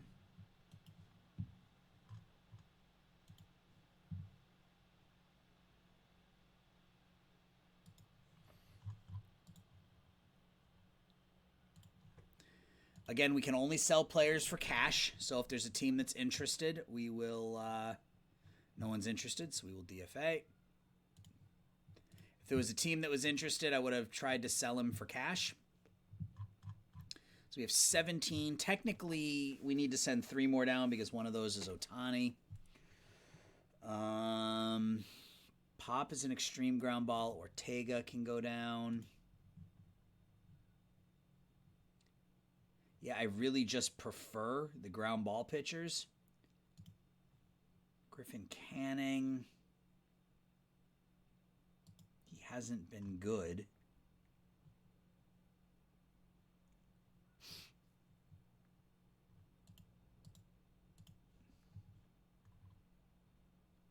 Pop has had 2 really good seasons for us. I hate to send him down to the minor leagues right now. But he might be the option. Austin Warren. He's an extreme ground ball guy, but I think he has options still. He does. I'm going to send 2 more pitchers down. I don't know where these 2 pitchers are going to come from.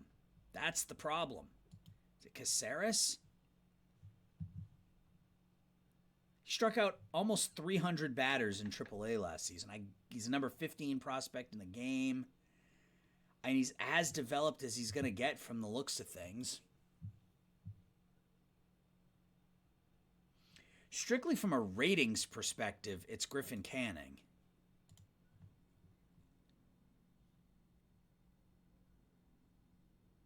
So let's leave it there for now. So we're at 32, so we got to send 6 batters down. Huff.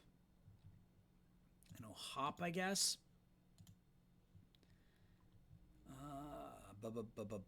Alcantara. And Odell.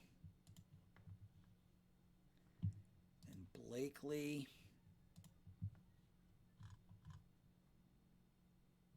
1, 2, 3, 4. Is that the right move? Oh, Paris is up to a 55 contact now, so he's...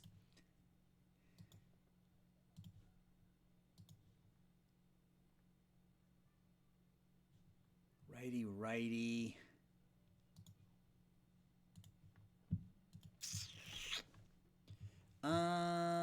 We don't have a backup outfielder. I guess technically we have 5 outfielders with Ohtani. Although we don't really have anybody who can play center field. So Trout's just going to play out there every day until he gets hurt. I guess technically Marsh can be that backup center fielder. So we're fine in the outfield. So it comes down to, do we DFA Tice? I think so. I think Cavoco's bat is good enough. So let's see if anybody wants him. And if somebody wants him, we will trade him to that team for cash. All right, so here, we can trade him to the Dodgers. They have money. How much will you give us for Matt Tice?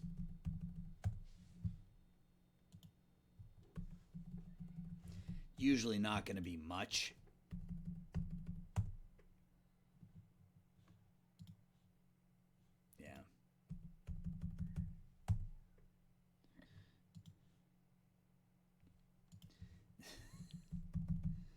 Can't get really any value at all for these guys like this, but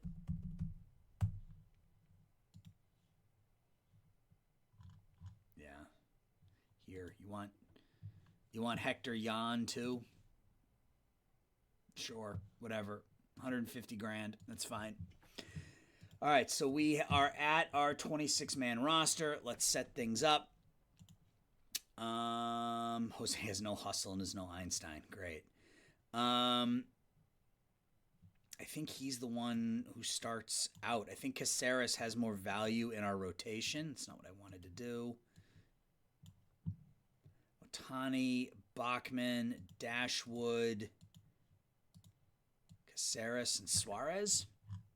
And then who do we want as our...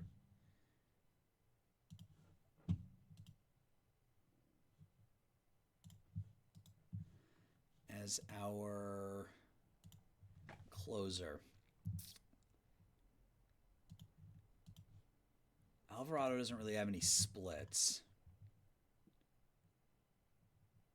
But he also wasn't good in spring training. Carraway? Do we go with Carraway? I think we're going to try Carraway as our closer. And then we will have these extreme ground ball. I want a lefty and a righty. So we'll go Higgins and Matoyer as our setup men. Foucher can be middle relief. Alvarado can be middle relief. And specialist. Let's go back out and then go back in so it has everything listed. So we still need to figure out what to do with Pop, who is going to be a middle reliever. Actually, he's going to be a specialist against righties / middle relief. Rodriguez will be long relief. Manuel Rodriguez. He's another one. He's going to be a specialist against right, I guess, and then he'll be long relief as well. So we have Alvarado and Foucher as our middle relievers. You like Manuel Rodriguez as a closer? He's got really bad splits, though. His splits against lefties are terrible. So that's kind of why I went Carraway. He doesn't really have the splits. He's going to walk more batters. His ratings overall are better, but I don't like his splits against lefties. Yeah, like all of my pitchers who are like extreme ground ball guys don't have really good control, but I think they can get away with it. I think I'm going to go with this. And then if we go to lineups, so we're about Knowles lead off. So our 1, 3, and 4 are set. So that's Knowles, Trout, Ohtani. Oops, Ohtani there. And then we'll do what we did last season, which is put Taylor Ward behind Ohtani. Who bats second? We had Angeles batting second, playing third base. I kind of like Poisson as our starting second baseman. I think that means Fletcher's the odd man out. He's going to be our backup infielder. So, first base. All right, so that means Walsh will bat there. Poisson will come in at short. Kyron Paris is our second baseman. And against righties, is Carter Jensen, could he hit enough? I still think we go Gomez. I think the defense is still more important. Kavoku every third game. Marsh every third game. Yeah, that's fine.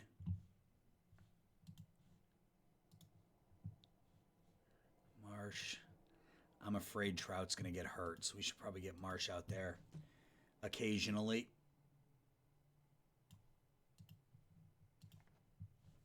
Let's copy that.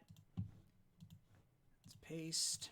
And what do we want to do against lefties? So, Poisson, I think, can hit both lefties and righties. Yep. He's the same. Kavoku.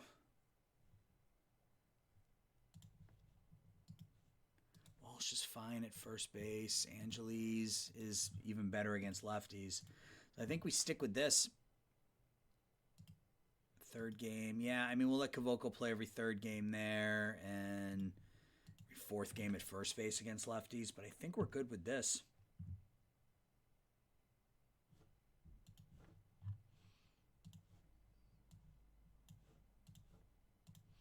All right, let's get to opening day, and then we'll set our minor league rosters really quickly, and then we'll start simming. I don't know if I'm going to have enough time to do the off season here after this, so we'll see how quickly this season goes. I got to see where we ended up in the draft. I missed the draft pool. I always miss the draft pool. I never think to look at it.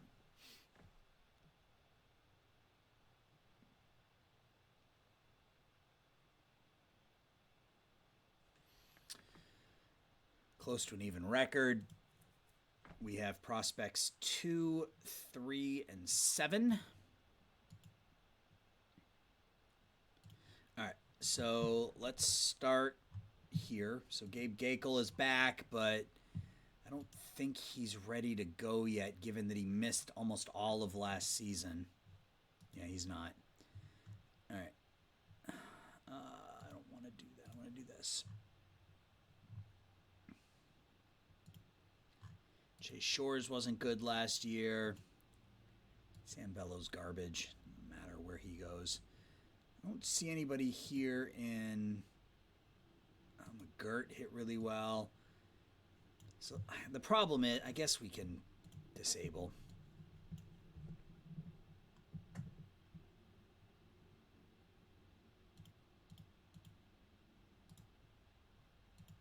Santos was that one that OSA really liked, right? No, I'm thinking of somebody completely different. I gotta cut some names here. I got too many players. APC 206, thank you for the follow. We we just had a spike in viewers. I'm assuming that means the Out of the Park guys have finished their stream for the night.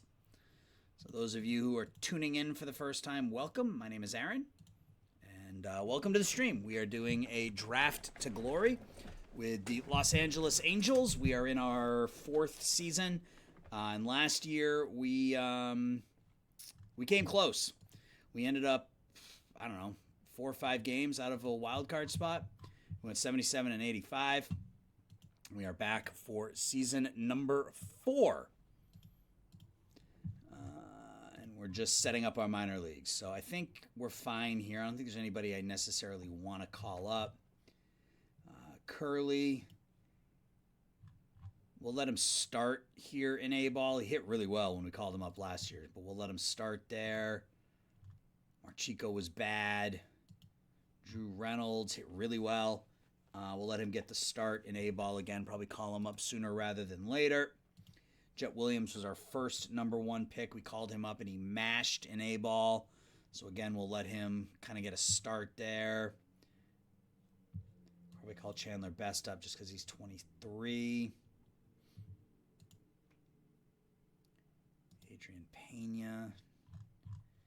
So Stefan is down to 4-star, 2.5, 4-star. Yeah, the stuff dropped a little bit, which is a little concerning, but that's okay. Still looks to be a pretty good pitcher when it's all said and done. But we will let him get his start right where he is. Calabrese, we'll call him up. He's probably up next season. He's only 22, so I want to give him an opportunity to play every day in AAA. Messick can come up. Coleman Crowe can come up. Luke Murphy can come up. And then we'll let the AI do its thing with the rest.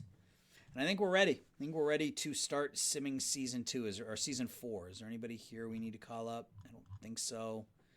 But I do want to, if there are any 19-year-old half-star guys, I want to go ahead and dump them. Yeah, we're good. All right. So it is time. Let's start the sim. Let's get through the first month and see how it goes. So yeah, we came up close last year. We came up, yeah, okay. I should have offered him up rather than just trading him, or rather than just waiving him. I should have offered him up in a deal. That was my fault. That was my fault. Okay. So we came up about 4 games short of the wild card last season. Yes, I know. Hey, we win 3-0 on opening day. Get home runs from Ward and Robert Poisson. Homers in his big league debut. We get 6 shutout from Ohtani. All right, well, that works. Let's see how month 1 goes. Player development. Parker Messick gets better again.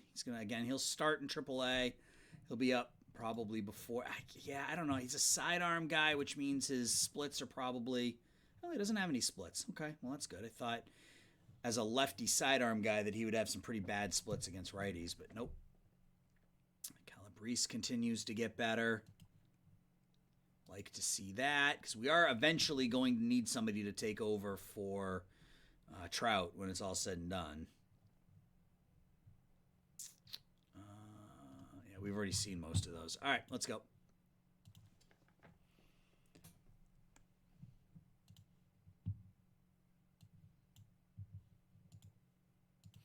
Won our first 2, lost our next 3. I just hope we don't fall. Son of a bitch. All right. Well, that sucks. All right. I'm going to go Canning, I guess. And Soriano back into the rotation.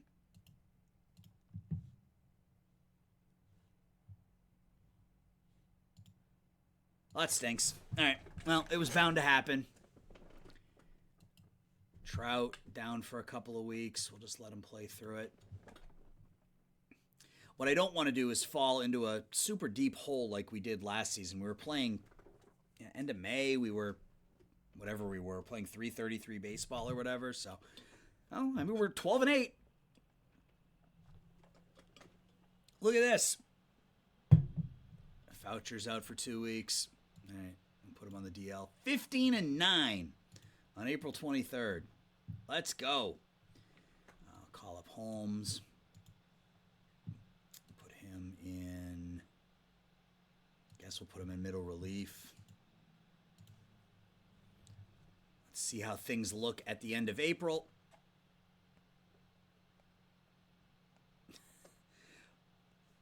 All right, so we are 17-12, and we have the pitcher of the month. So we're in first place in the AL West at the end of April. Poisson continues to get better. Well, that was a solid Rule 5 pickup for us. He's not really hitting yet, but the bat is coming along. Deshaun Knowles continues to get better. He is hitting already. He's on pace for another almost 30-30 season. Juan Soto went to Atlanta. Yeah. ASCHRY221, thank you for the follow. Breakdown 91221, thank you for the follow. Appreciate you guys coming and hanging out tonight. We are in the middle of year 4 of our Draft to Glory with the Los Angeles Angels, and things are looking okay right now. Kyron Paris is hitting. So, batter of the month in the AL, Jose Miranda, and Out of the Park Baseball 23, holy crap, absolutely loves Jose Miranda. I haven't seen him develop like this, but this game loves him. He plays well in every single game. Jose Soriano, pitcher of the month in the American League, 8 games, 3-0 with a 1.30 ERA, a 3.31 ERA plus. Didn't have the rookie of the month. It's Adrian Hernandez. Okay. So what are we doing? Are we hitting? Are we pitching? What are we doing? We're 10th in runs scored. I don't know that this is sustainable. We're 10th in runs scored, we're actually being outscored by the opposition, and we're in first place. I don't know if that's sustainable, but so far so good. Even with the injuries, losing Bachman for the year sucks. We get Foucher back in a week. We get Detmers back in a week. Carraway has been perfect as our closer. So that's been a good start. Yeah, some of our guys aren't. He's only made one appearance. Rodriguez has been really bad. So let's take a quick look and avoid high leverage there. Set Knowles to the highest or second highest bases. Yeah, we can do that. Caceres hasn't been good. He isn't walking many. I thought he would walk more. Only 11 walks in 20. He's got 13 home runs in 24 innings. That's not good. Hopefully he's able to sort that out.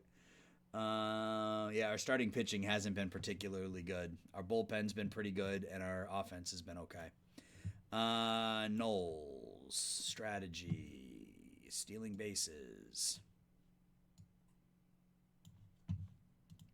His base running. His base running is a 60. Yeah, we'll move. Speed's only a 60, but yeah, we'll bump that up and see how that works offensively.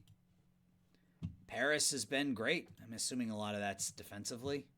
Yeah, he's been good defensively too. But Paris and Knowles have been our 2 best hitters. Again, Trout and Ohtani getting off to slow starts like they have in each of the seasons that we've played so far.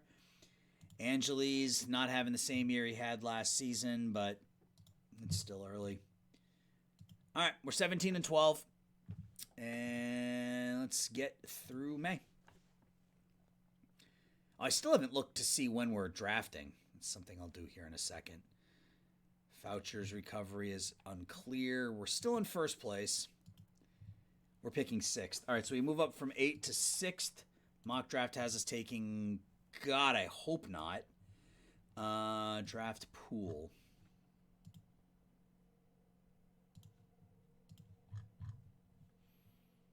Ethan Holiday, I think he was the number 1 pick. This is not a good draft.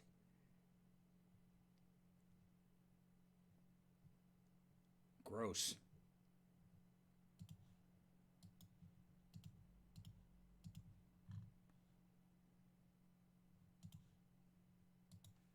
This is a terrible draft. Wow.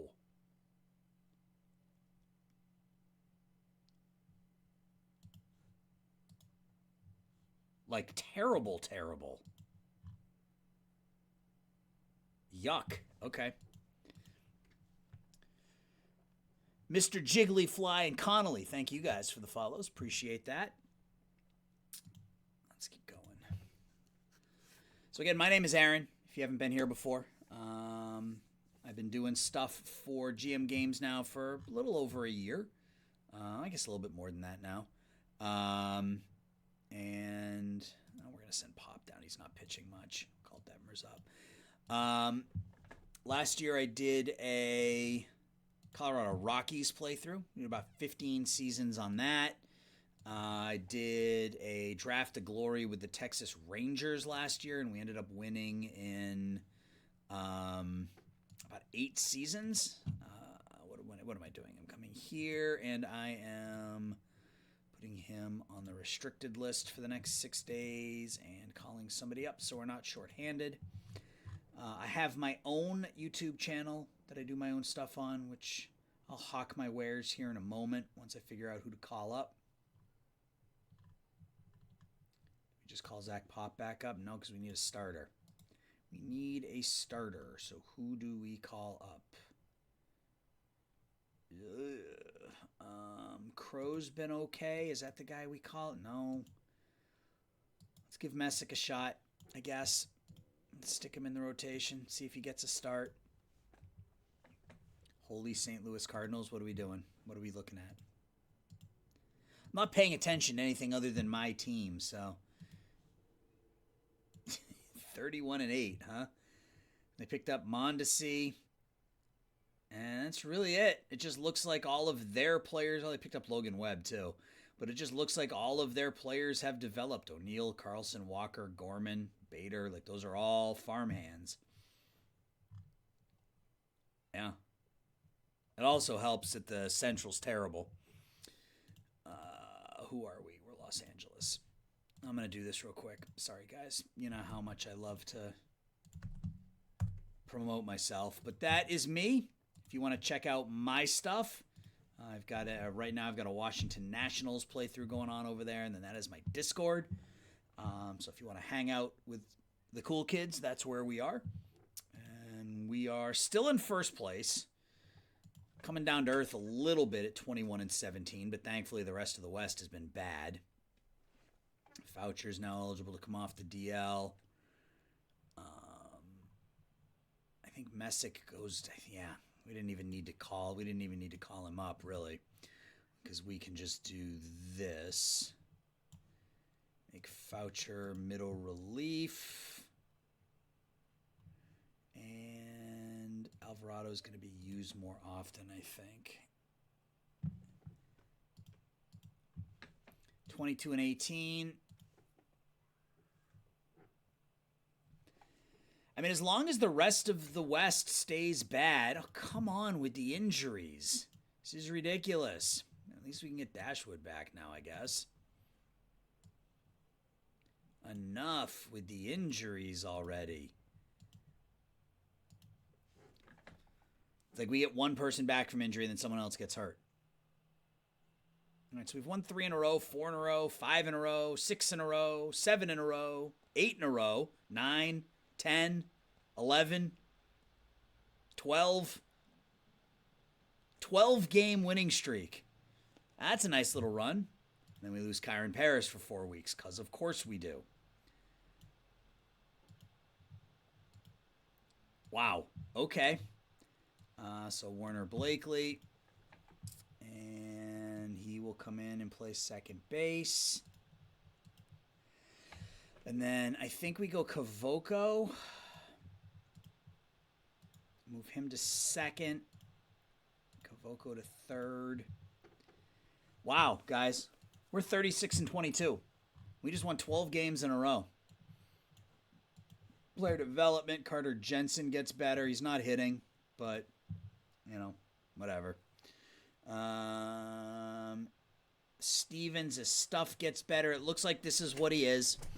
Unfortunately, that stuff isn't going to be what we thought coming out of the draft, but he's been pretty good in high A ball. I think probably time to... Yeah. Oops, that's not what I wanted to do. Where is he? go ahead and move him up to Double-A.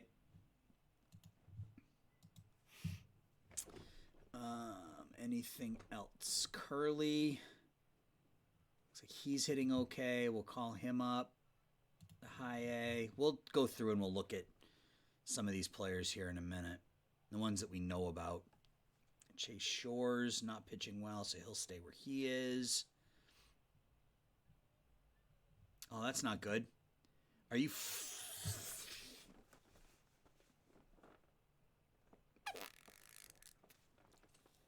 Okay. Well, that sucks. That really sucks. He was the second overall pick in 2023.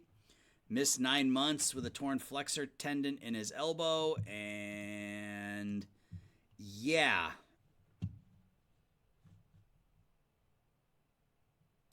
Shit. I don't know what else to say. It may not matter. If we can continue here, but we are 4th in runs scored. We're 3rd in runs against.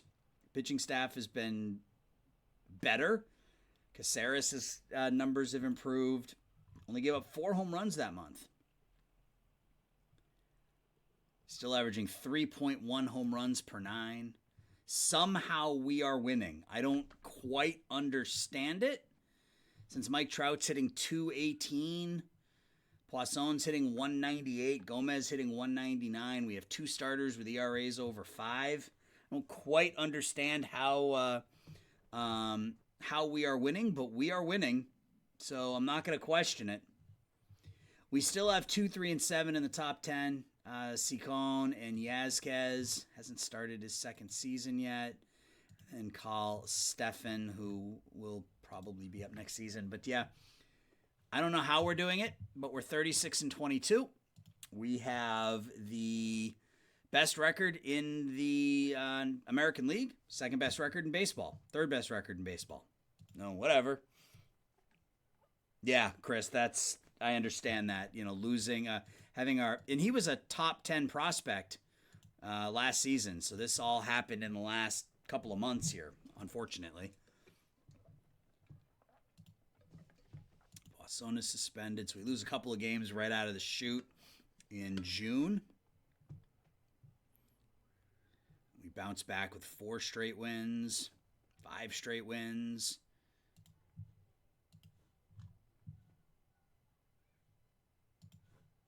(42 and 24). I mean, I didn't think for a second. No, Chris, his potential dropped from 5 to 2. It was even worse than that. It went from 5 to 2. A lot of this potential is dropped. Where is he?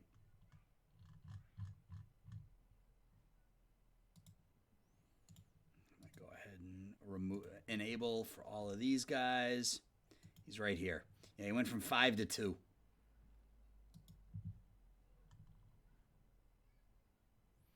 Yuck. All of these guys have dropped. Hopefully there's some bounce back there, but yeah, we haven't had any late round picks really develop yet. We've gotten lucky with our Rule 5s. We put together a really solid bullpen, and then obviously starting with the team we started with, Ohtani, Walsh, Marsh, Ward, Trout. I would say probably the most important development has been Knowles. He's turned into an animal, giving us a leadoff hitter. So that's probably been the single biggest upgrade. But yeah, I didn't think. I mean, I suppose it's a possibility that this is the last season. Like, I didn't think that was going to be a possibility, especially given that none of the players that we've drafted have made the big leagues yet. But if we're... See, this is why I got to learn to keep my mouth shut. Fuck. Oh, excuse my language. I don't want to get us demonetized on YouTube after the fact. But, all right, so we'll call up Calabrese, and we'll call up Messick. Well, that sucks. Lose our ace and our cleanup hitter in the next 6 weeks. Marsh will come in, And he will play left field. Ward will be the DH. Not that not that Marsh is really a cleanup hitter. We'll do this. Marsh, Blakely, Fletcher, yeah, same deal. We'll do this. We'll do this, and then we'll move him down in the lineup a bunch. Okay, well that hurts. Losing Ohtani hurts. Hopefully the lead is big enough that we can hold on, but yeah, that stings. And we just lost a bunch of games in a row. Griffin Canning is eligible to come off the DL. We'll send him to AAA. So we've lost our top 2 starters here this season, both Bachman and Ohtani. And we keep losing. So that's how many losses in a row now? We're 2-8 in our last 10. And thankfully, the Astros have been just as bad. So this is what happens when you talk about winning it all, and then we lose Ohtani for the year, for 6 weeks. Stop losing. Come on. Frustrating. Aspiring personnel. We're going to sign our guys, and then I got to sign all these guys individually. Why is there no option to, I think I do it. Can I do it from here? I think I can do it from here, right? Yeah. All right. We just keep losing. As soon as I start talking about how things are looking good and we could potentially win it all, I go ahead and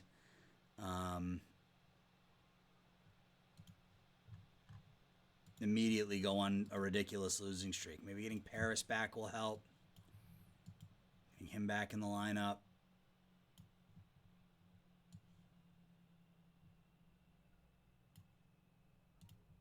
Second and third. At least we won here. We won a game. Boomstick, thank you for the follow. 6-game lead on Oakland. All right, so we won a game against Oakland, so that's good. So that increases the lead a little bit. We got internationals. We'll take a look at that in a minute. Poisson is up to 3.5 stars. Only hitting 216, but again, pretty solid Rule 5 guy. Deshaun Knowles continues to get better.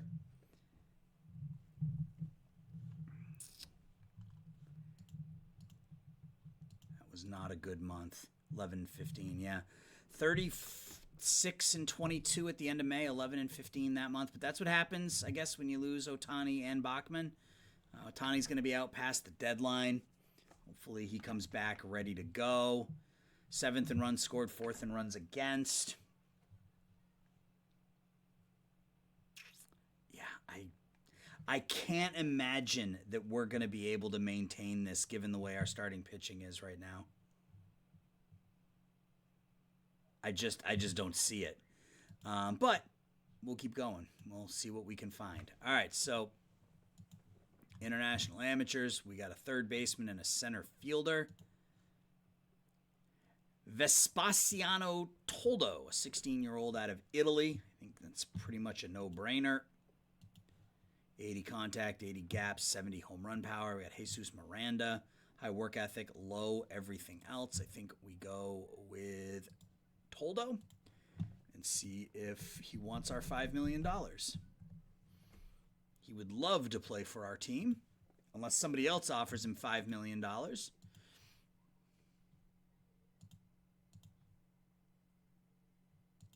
we continue. It looks like we signed him. Yeah, I think we signed him, and we continue to lose. We did sign him. Let's get a scouting report on him.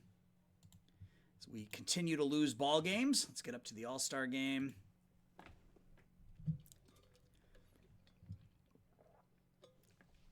All right, so we are 50 and 39 at the All-Star game. Certainly we'll take it. Didn't expect that to be the case this year, but All-Star rosters. Carraway makes it. He's been basically unhittable. 0.53 ERA. Carraway and Foucher, so we have 2 bullpen arms, make it. And then Jared Walsh makes it as a first baseman. Taylor Ward and Mike Trout. So we have 5 all-stars, 2 pitchers, 3 hitters. That'll work. Steven, Murphy, Martinez, Yazquez, all in the prospects game. Yeah, I mean, the difference between this year and last year is that our offense is performing this season. Last year we had decent pitching and our offense was terrible. This year our offense has been okay. We're getting performances from players. I mean, this has been great. I mean, it hasn't been great, but it's been better than I think what we thought, given that he hadn't played higher than A-ball. Knowles is a leadoff hitter that averages up about 30 points. His OPS is up almost 150 points on the year. Okay. How's Steven doing? Really well, actually. Really well in Double-A. He's probably up next season at this point. Where is he? He's in the Southern League. Yeah, I think we call him up to Triple-A at this point. All right, let's get to the draft.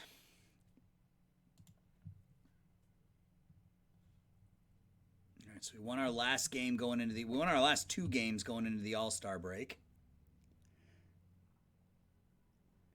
Hey, Chris, I don't know if you have any control over this, but I just literally got hit with a 7 ad block. 1 of 7. I don't know if you have any control over that, but that's a ridiculous number of ads. Yeah, I don't know if that's something you can change, but if it is, that would be fantastic. And we won our first game coming out of the All-Star game. 1-0. Parker Messick, 6 2/3 shutout. Like to see that. Let's get to the draft. We're drafting 6th. Again, this is an awful draft, so hopefully we get a decent pick. Cleveland picks first. They take Ethan Holiday. No surprise there. Cameron Canarella is the number 2 pick. Then Luis Aiden Almeida. 3 minutes every 1 hour. It's interesting that it dumps them all on me at once like that. 1 block, first 10 minutes, good. Yeah, I mean, whatever you think works. I don't have any idea how this works. I'm just the guy on the camera. You're the one who handles all that stuff. So I trust you to do whatever's best. I just have never seen 7 ads back to back like that. So all good. Milwaukee takes Josh Heineman. That was the best pitcher available. The Mets take Carter Smith. And it's our pick now. They think we should take Gavin Killen. He's good defensively, but that's about it. This is an awful draft.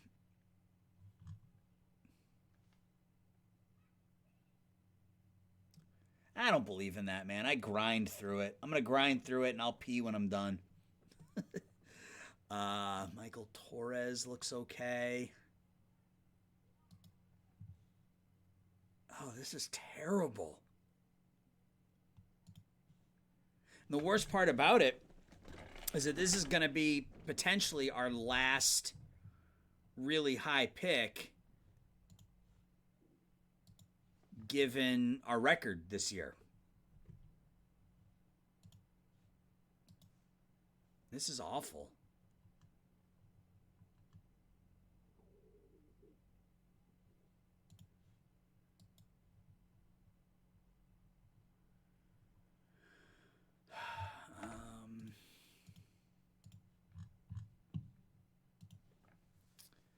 Abadesa?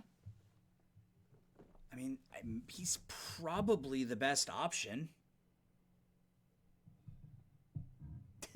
Though, yeah, it must go on. I'll take a pee break when I'm done. Because for me, taking a pee break is a process because I'm sitting in my office, which is in it's above the garage. My office is above our garage.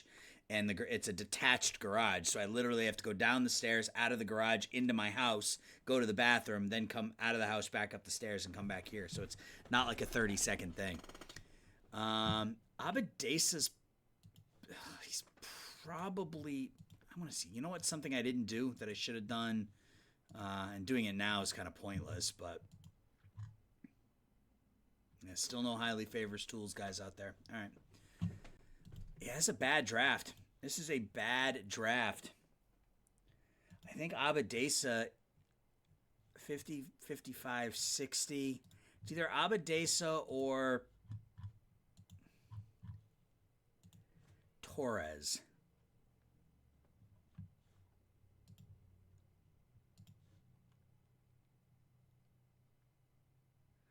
I think we go Torres.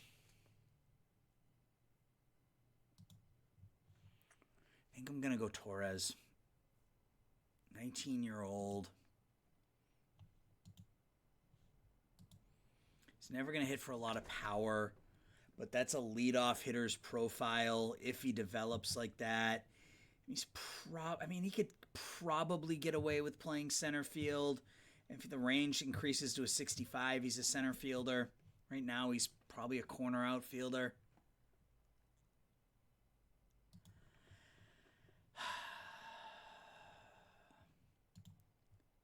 I think I'm going to take Torres because I think there's a better chance that Abadesa is there in the next round.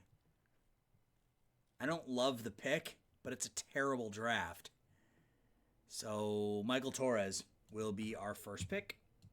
Let's see if Abadesa is still there. And he's not. All right, it's fine.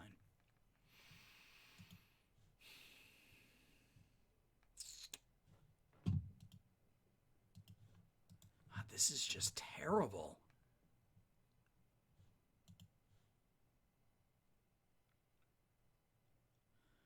Turner Spoljaric. Extreme fly ball pitcher. I don't like that. Sean Gamble. High leader, high adaptability, high work ethic, or high intelligence. Second baseman, probably.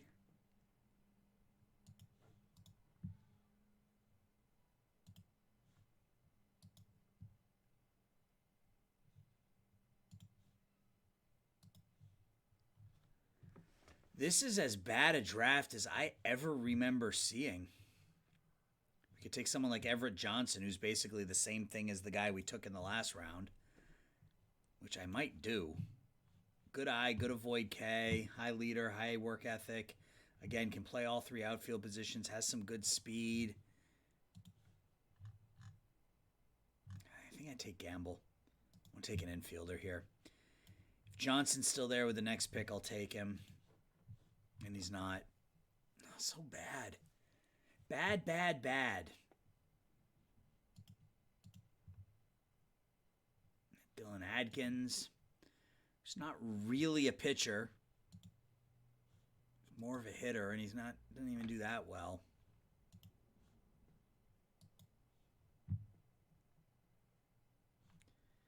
This is awful.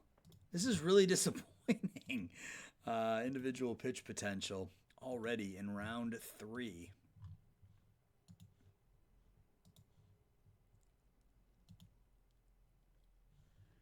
Gubler.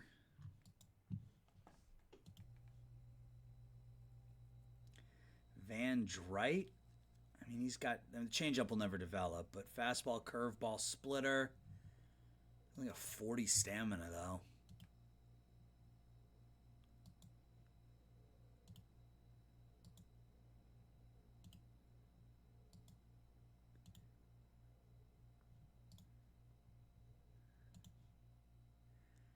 Man, that's a name. You feel bad with a guy with the last name of Crotchfelt. I'll take Drake Flowers, I guess. You know, hoping maybe with the high work ethic and everything that develops, but meh. That's kind of how I feel about this.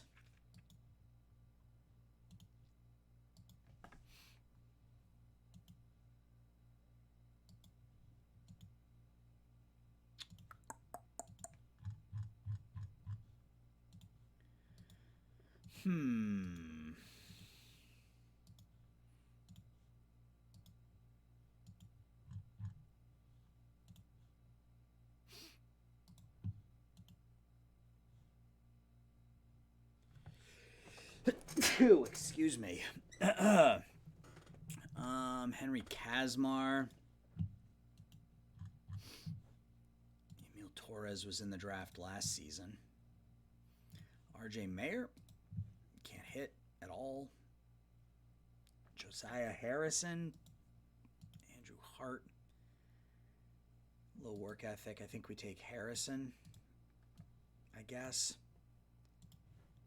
This is really awful. I don't know even how many rounds I'm going to get through in this draft. This is as bad a draft as I've ever seen. Take Boston Kellner. Yeah, we're going to take Boston Kellner and make him a hitter. It's fine. I don't care about his bonus demand. We have money coming out of our ears. Luke Papano. Yeah, he's another one. We'll take him. Make him a hitter.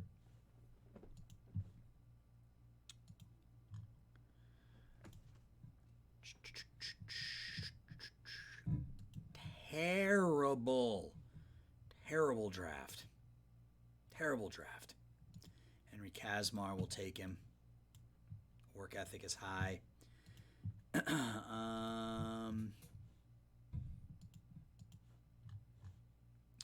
Mayer. Dulio Baltodano.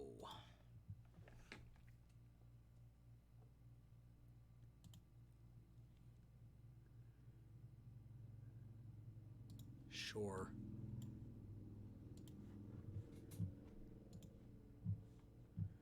All right, let's look at the work ethic, guys. Maybe there's something here. Crosby, Albie. Sure. I think we may just go on a run of high work ethic guys and see if any of them can develop into anything. Gehrig Christensen. It's not my pick.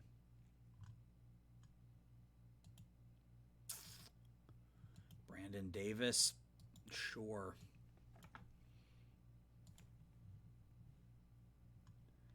Anything else? Take Markham. Assuming he's there with our next pick. He is. And I think I'm going to let the AI do the rest. Like, I mean, I can't be bothered to... As much as I would like to dig through this, like, choosing Tyler Petterini, we'll take him, assuming he's there with our next pick. Sure. And he is... It's just, this is so bad. Robinette, we'll take him as well, and then we'll call it a draft here. That's really disappointing. Negotiate. Offer everybody their money. We have $82 million to spend in the draft. I have to check our finances, but I have to believe that given our record that we're probably drawing quite a few people. Yeah. All right, so we want to keep an eye on who. It was Boston Kellner. Once he signs, we need to make him a hitter. I don't know what position he's going to play. Maybe second base, maybe, I don't know, first base, I don't know, left field. The bat's the best thing about him. All right, let's sim ahead. What a bad draft. What a bad draft. That's really disappointing. Did anybody sign? Sean Gamble. All right. Chase Shores we can call up. How's Reynolds doing? Is he still hitting?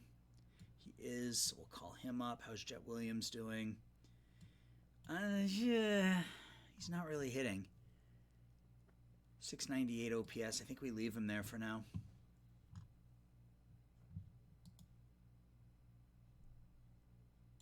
I got out ahead of myself here. Got out over my skis. Is that they're saying? Thanks, Chris. Appreciate it, man.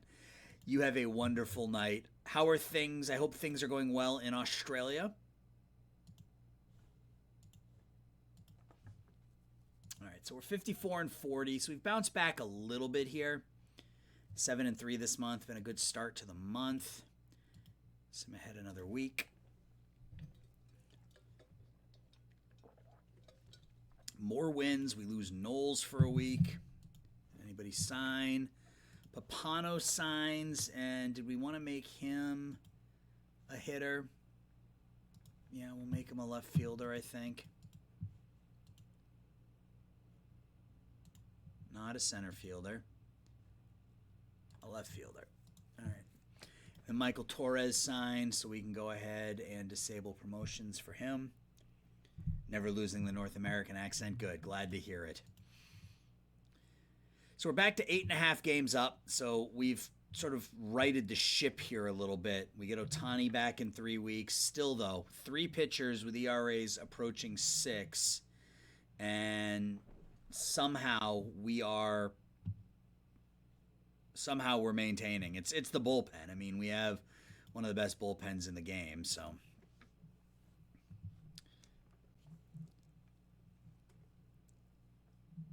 Just get into the postseason, right? Like, that's all you want to do. Just get into the postseason, and then anything can happen.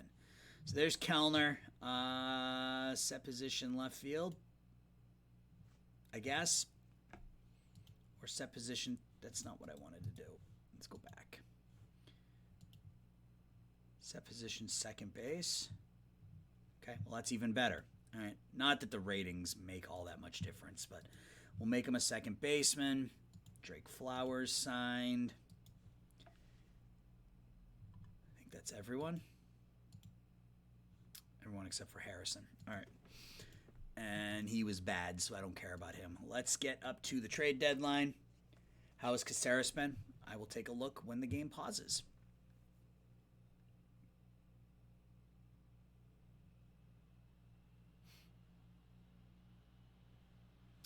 So we're 63-47. We have a 10-game lead. I mean, his ERA is down to 5.19. So, and his home runs per 9 are down to 2.1. So better. Yeah, much better in July. He was good in May. Been really good in July. 166 ERA plus, only 2 home runs in 28 innings. He's been really good in July. We got Ohtani back in 5 days. What do we do? Dashwood has been so up and down. He was so good last year for us. Although, I mean, was he? I mean, he was an innings eater. I don't want to say he was really good. He was an innings eater. His BABIP is exactly the same this season. He just is not a very good pitcher. So, let's just sim the day. Get to August 1st. It's another loss. So Caceres, we just saw that his control dropped to a 30. Messick dropped to 2 stars. Alcantara gets better, but he's trapped behind other players now. Marsh, not really hitting.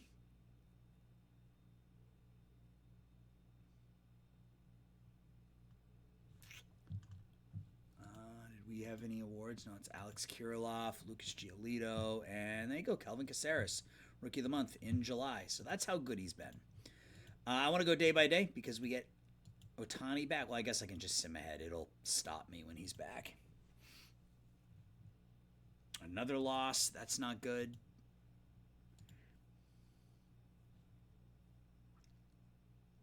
It's 3 losses in a row. We bounce back there. All right, who goes to the... I mean, Dashwood makes the most sense because he's been the worst. I think we just don't think about it and just make the move. Let's get Shohei back up.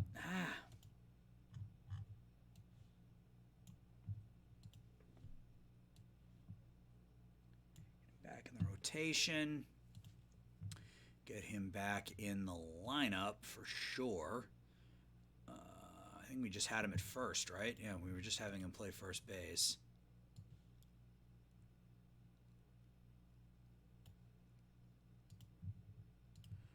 We got Cavoco at third and Angeles at second. Is that what we were doing? No, what position are we missing here? We're missing the DH. Ohtani at DH.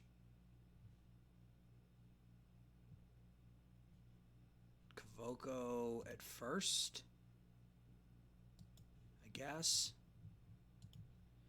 Paris at second. And Angeli's at third. There we go. Now we're set. All right.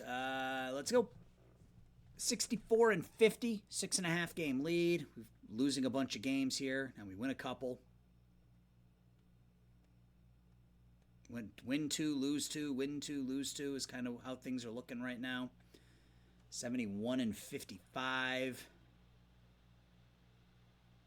Back up to a 10-game lead, 9-game lead.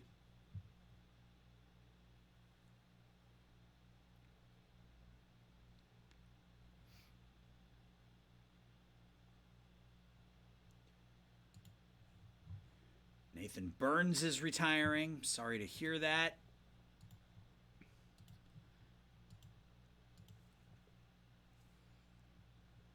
All right, so we're 79-60 at the end of August.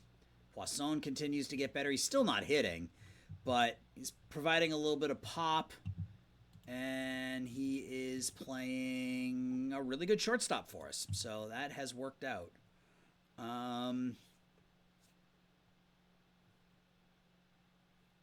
Chase Shores gets a little better. Looks like that's about it.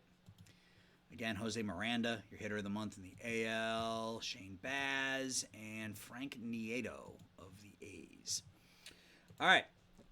So here we go. It is the final month of the season. We got a nine game lead over the A's. I don't want to jinx us by saying the playoffs are in front of us, but it looks like the playoffs are in front of us. So what do we want to do? Who do we want to call up, I guess? Stefan has pitched well, but I'm going to leave him in AAA. I think we call up Calabrese, who's hitting really well in AAA. Let's call him up to get ourselves another arm, and then we'll call Dashwood back up. Put Dashwood out there as a long reliever. And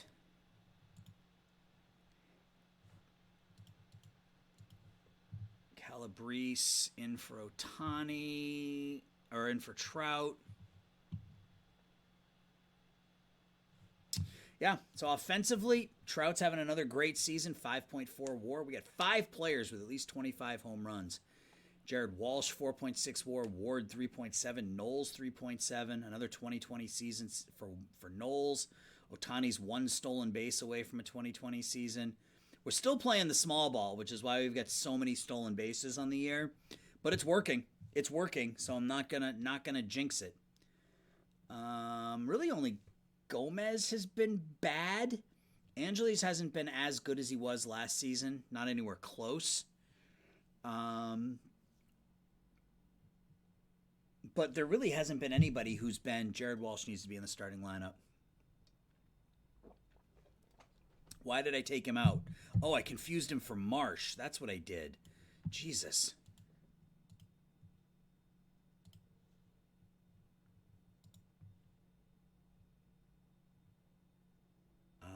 How did I do this? I had him in left, him in right, and him in... How did I do this? Oh, right. I must have had him at first. Or did I have Ohtani at first? I'm all sorts of confused now. I think I had Walsh at first, Ohtani at DH, and then Ward out and left. I don't know how I got the two of them confused, but I did. First base. God damn it. What is wrong with me right now? Okay. And I think it's still wrong. It is still wrong. Ugh. There we go. Knowles in right, Ward in left, Walsh at first. That's what I was trying to do.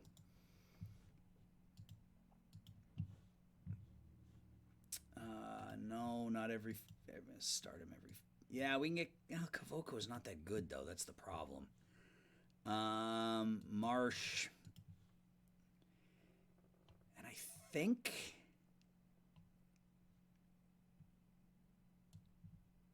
We're going to do this.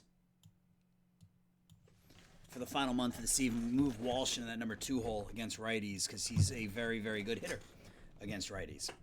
And then against lefties, I don't know why I did that, but have him out there at first, and I think we stick with this and leave Angeles out there batting second against lefties?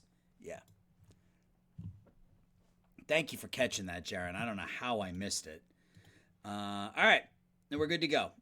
So we are 79 and 60, and we're going to sim to the end of the regular season. We'll see how this goes.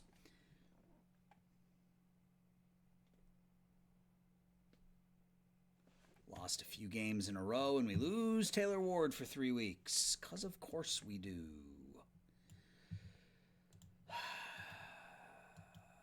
All right, Joe Adele, I guess. But I think we're going to go with Calabrese against righties. He will go in left. Move Poisson up, and then Adele can play against righties, I guess, or against lefties, I guess.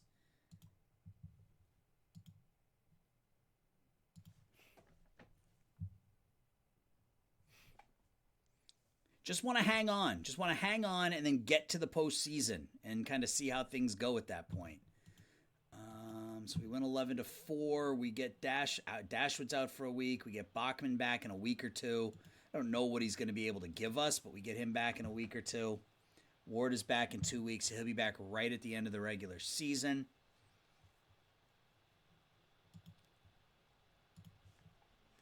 All right.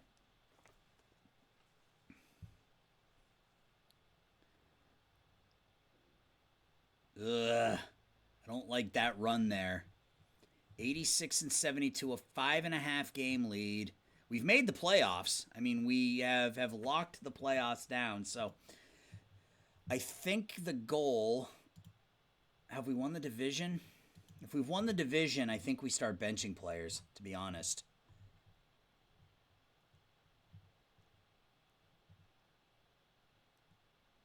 $86 and 72. Yeah, we've won the division, right? Yeah, we only have like 3 games left.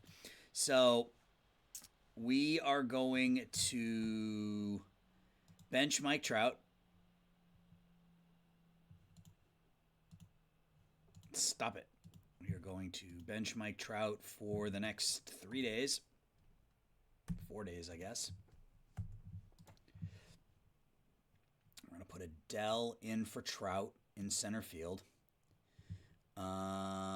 Anybody else that's critical to our success, we're going to take Knowles out. We're going to bat Marsh leadoff and play him in right. Not taking any chances here at all. Ohtani's got to come out. We'll put Covoko in as the DH. I got to remember to actually bench them.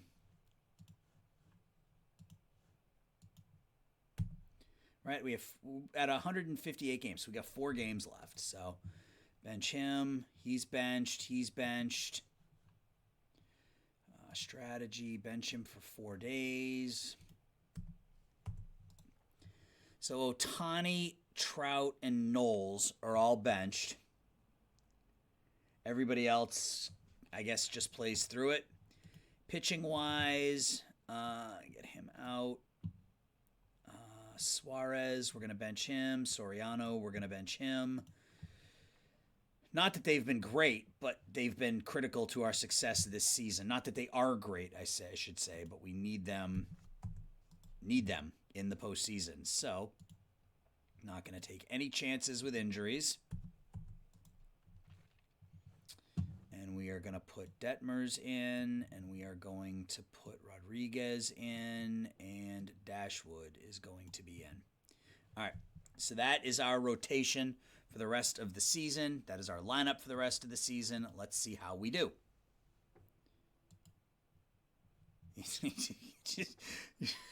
Okay.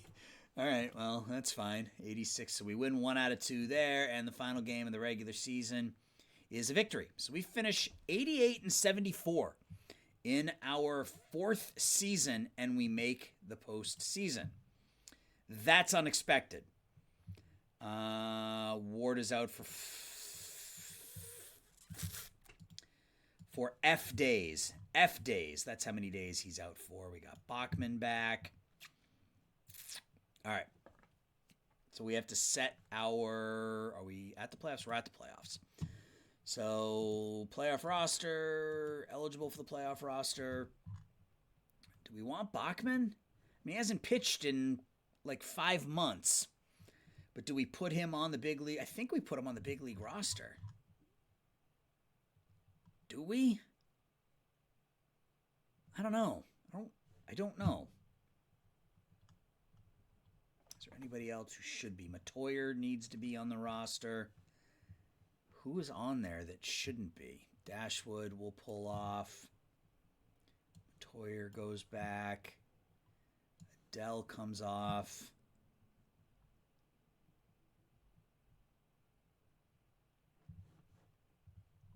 Adele comes off, and who comes on? Taylor Ward, because he's back in 4 days. Yeah, because he's back in 4 days. I think we leave Bachman off just because he's been out for so long that I think we're going to be dealing with injuries. So if we look at the playoffs, the playoff tree, so we're going to be taking on... Oh, yeah, we don't even have the wild card. So we're going to go with a 4-man rotation here in the postseason. So let's figure out what we're going to do. So it's going to be Ohtani. Then it's going to be Soriano. Then it's going to be... Okay. Where is he? Ohtani, Soriano, Suarez... And who is our 4th starter? I am concerned about Caceres as a 4th starter. Struck out 216 batters in 150 innings, gave up 30 home runs. That home run per 9 came way down. He was good in June. I'm just concerned that he has one bad start, gives up 3. Johnny, if you rush him back and don't give them enough rehab time, you risk... Yeah. So we'll just leave him off the playoff roster, and we'll consider this season a loss for him. So who's our 4th starter? Is it... I feel like putting... I mean, Messick has been bad. Detmers has been a reliever most of the season.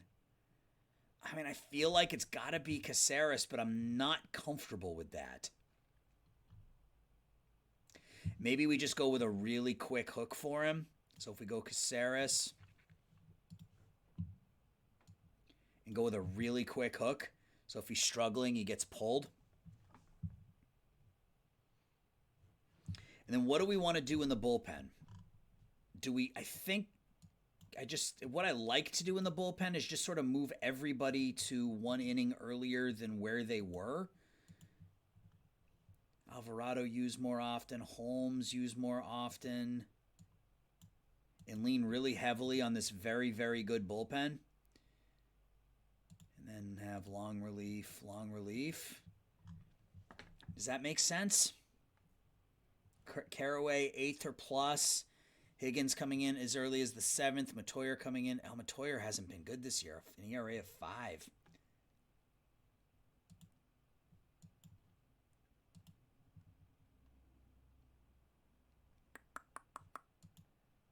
I don't like that. I don't like that at all. Do this.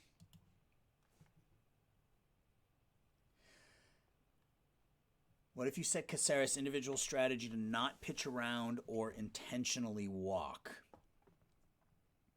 Or set an opener. An opener's not a bad idea. I don't take advantage of the opener very often, but that's not a bad idea.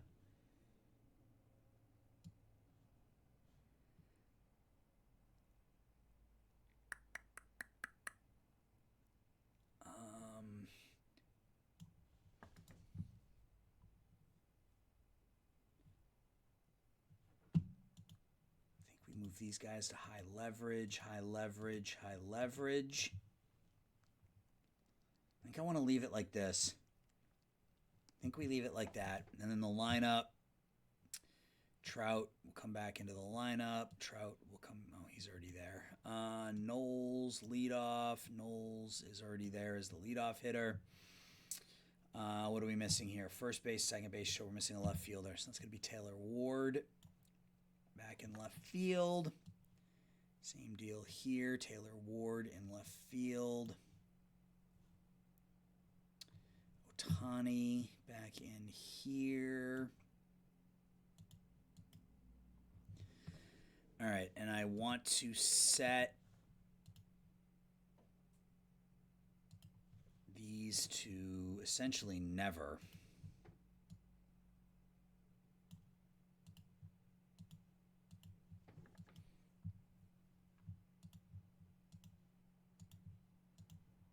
Because obviously, I mean, unless someone gets hurt, I'm not changing the lineup. And then against lefties, you've had success with openers. All right, we'll take a look at it. Never, never, never, and never.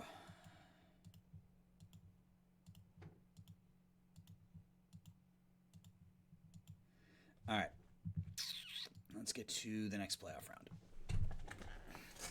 So are we taking on the A's or the White Sox? Get Jared Walsh second in the American League in OPS. Taking on the Oakland A's. Okay, so it's Los Angeles against Oakland in the playoffs. They went 83-79, which means they're going to win it all because that's how out of the park works. They're not. I mean, they got decent pitching staff, but a lot of injuries, a crap ton of injuries. They got Rodolfo Aranda, 30-year-old with 40 home runs. JD Martinez playing first base for them. Interesting. All right. So here we go.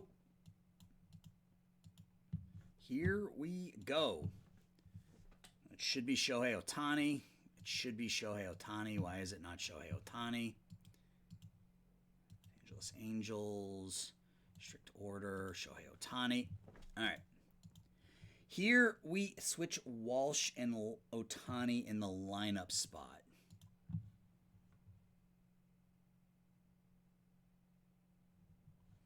Against lefties.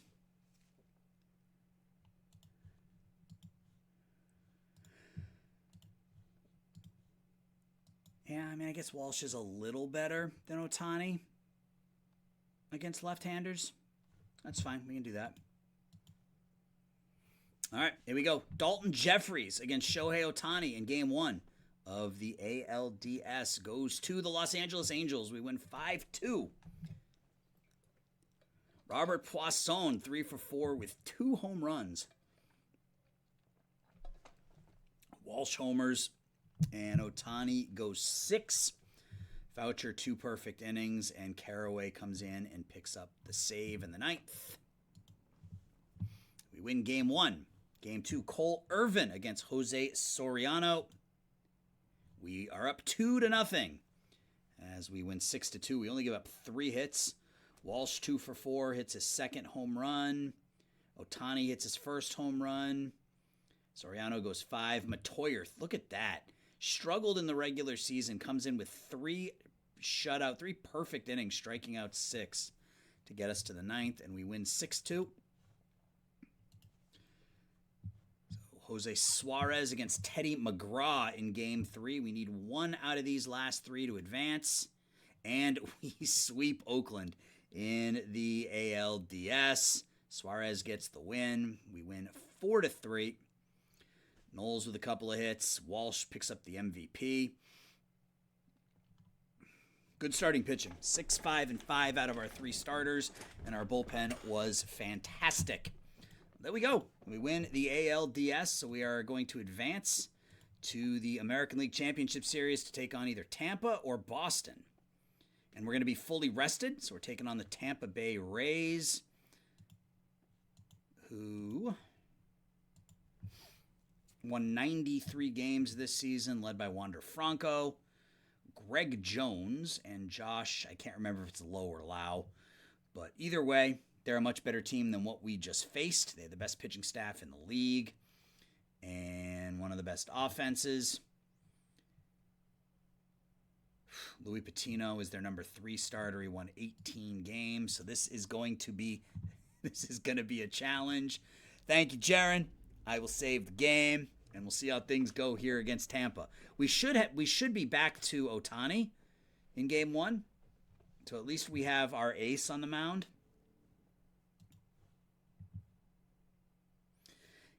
Nope.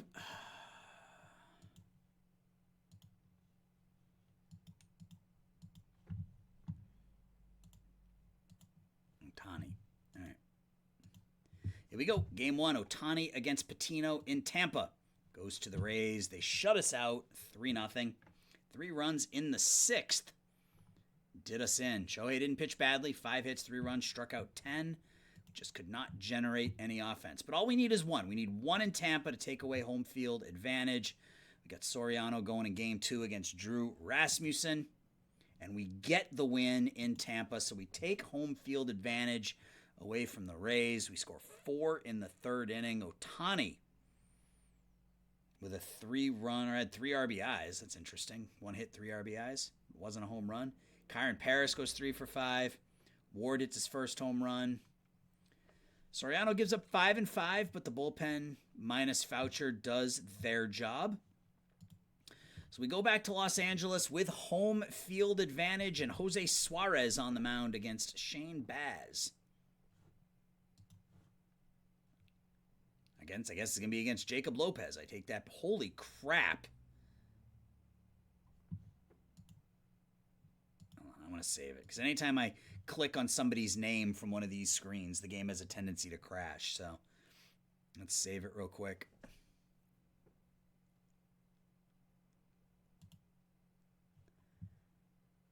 Wow. Okay. Game 3 in LA, Jacob Lopez against Jose Suarez goes to Tampa. They beat us 8-4. A 7-run 4th inning did the trick.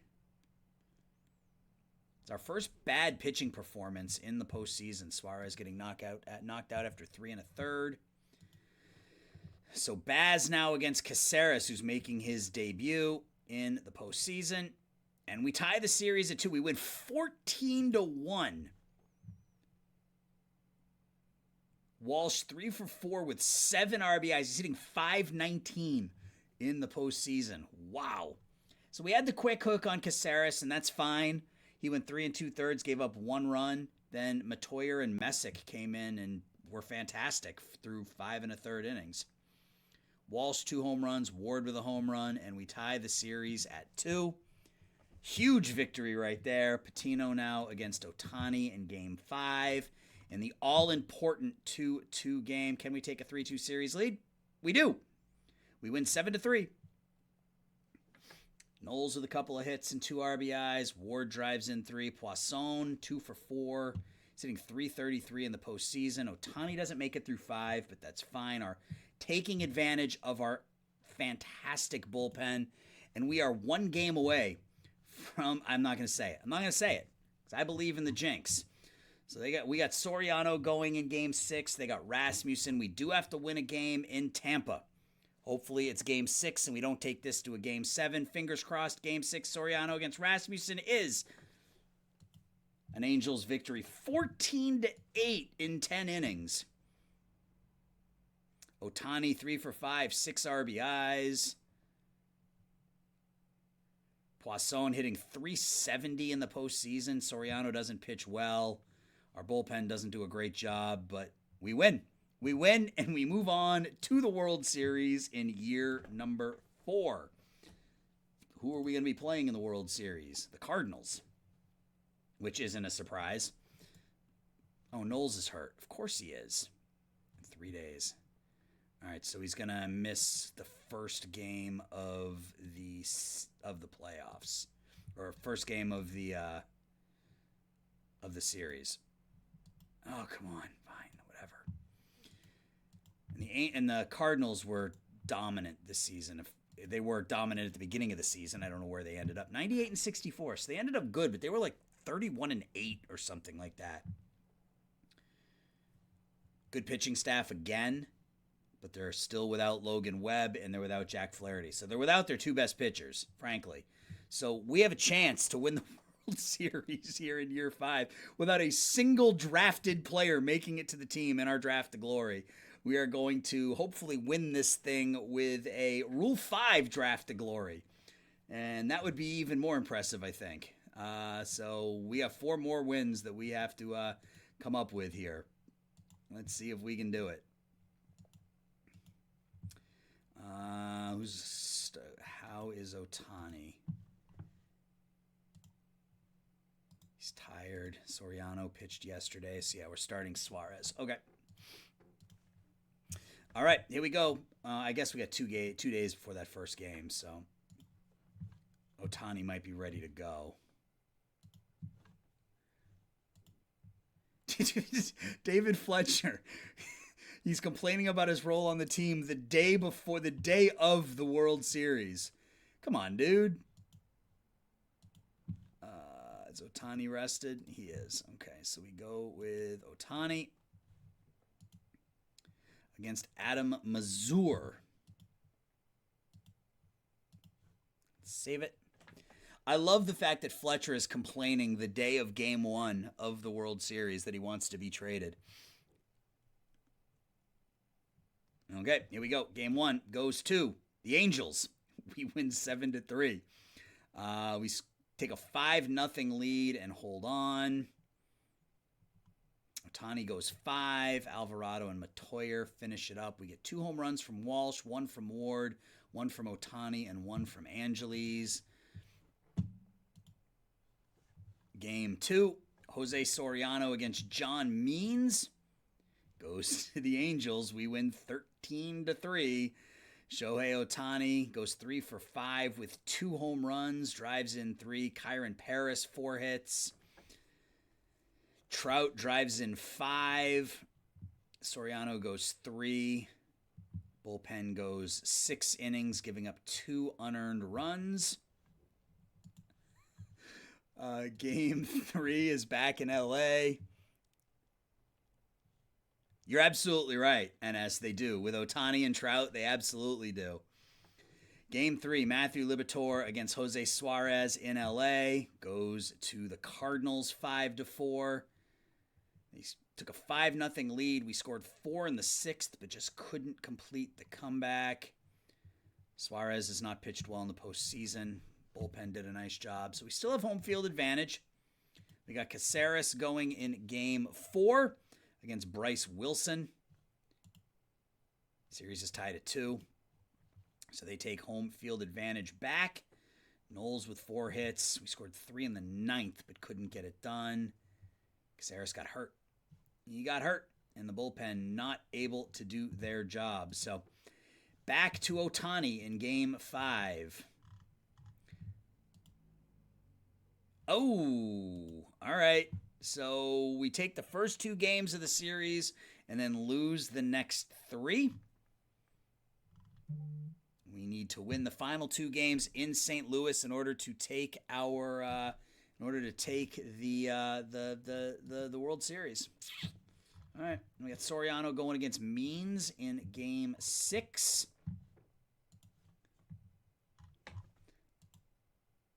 And we lose. Damn. We lose in 6 games. We lose 11-3. The pitching fell apart in the last 4 games of the postseason. It was really, really good leading up to that, but the last 4 games just could not get it done. That sucks. That really sucks. We had a shot, and we just couldn't close the door in the postseason. If we look at our postseason hitting,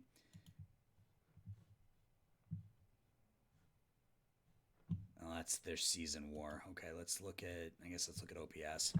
So Jared Walsh, 7 home runs, 13 RBIs. Poisson played well. Gomez didn't hit. Gomez and Trout were the only 2 batters that didn't hit. Everybody else was way above average. And pitching,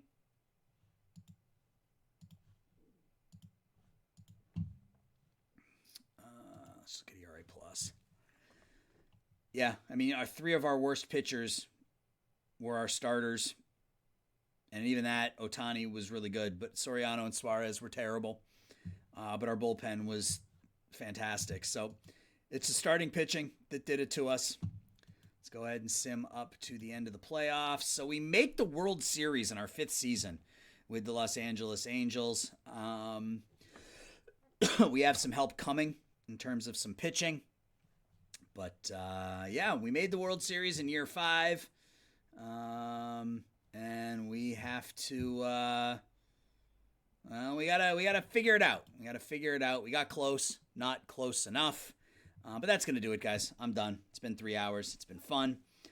We will be back next Sunday with year number 6, or maybe year number 5. I'm not really sure yet. I don't know when I'm going to do my first Draft Day Sports college football stream. But we'll be back next Sunday with more Out of the Park baseball, at least for a little bit. But until then, guys, that's it. I appreciate you hanging out with me tonight, and I'll talk to everybody later. See ya.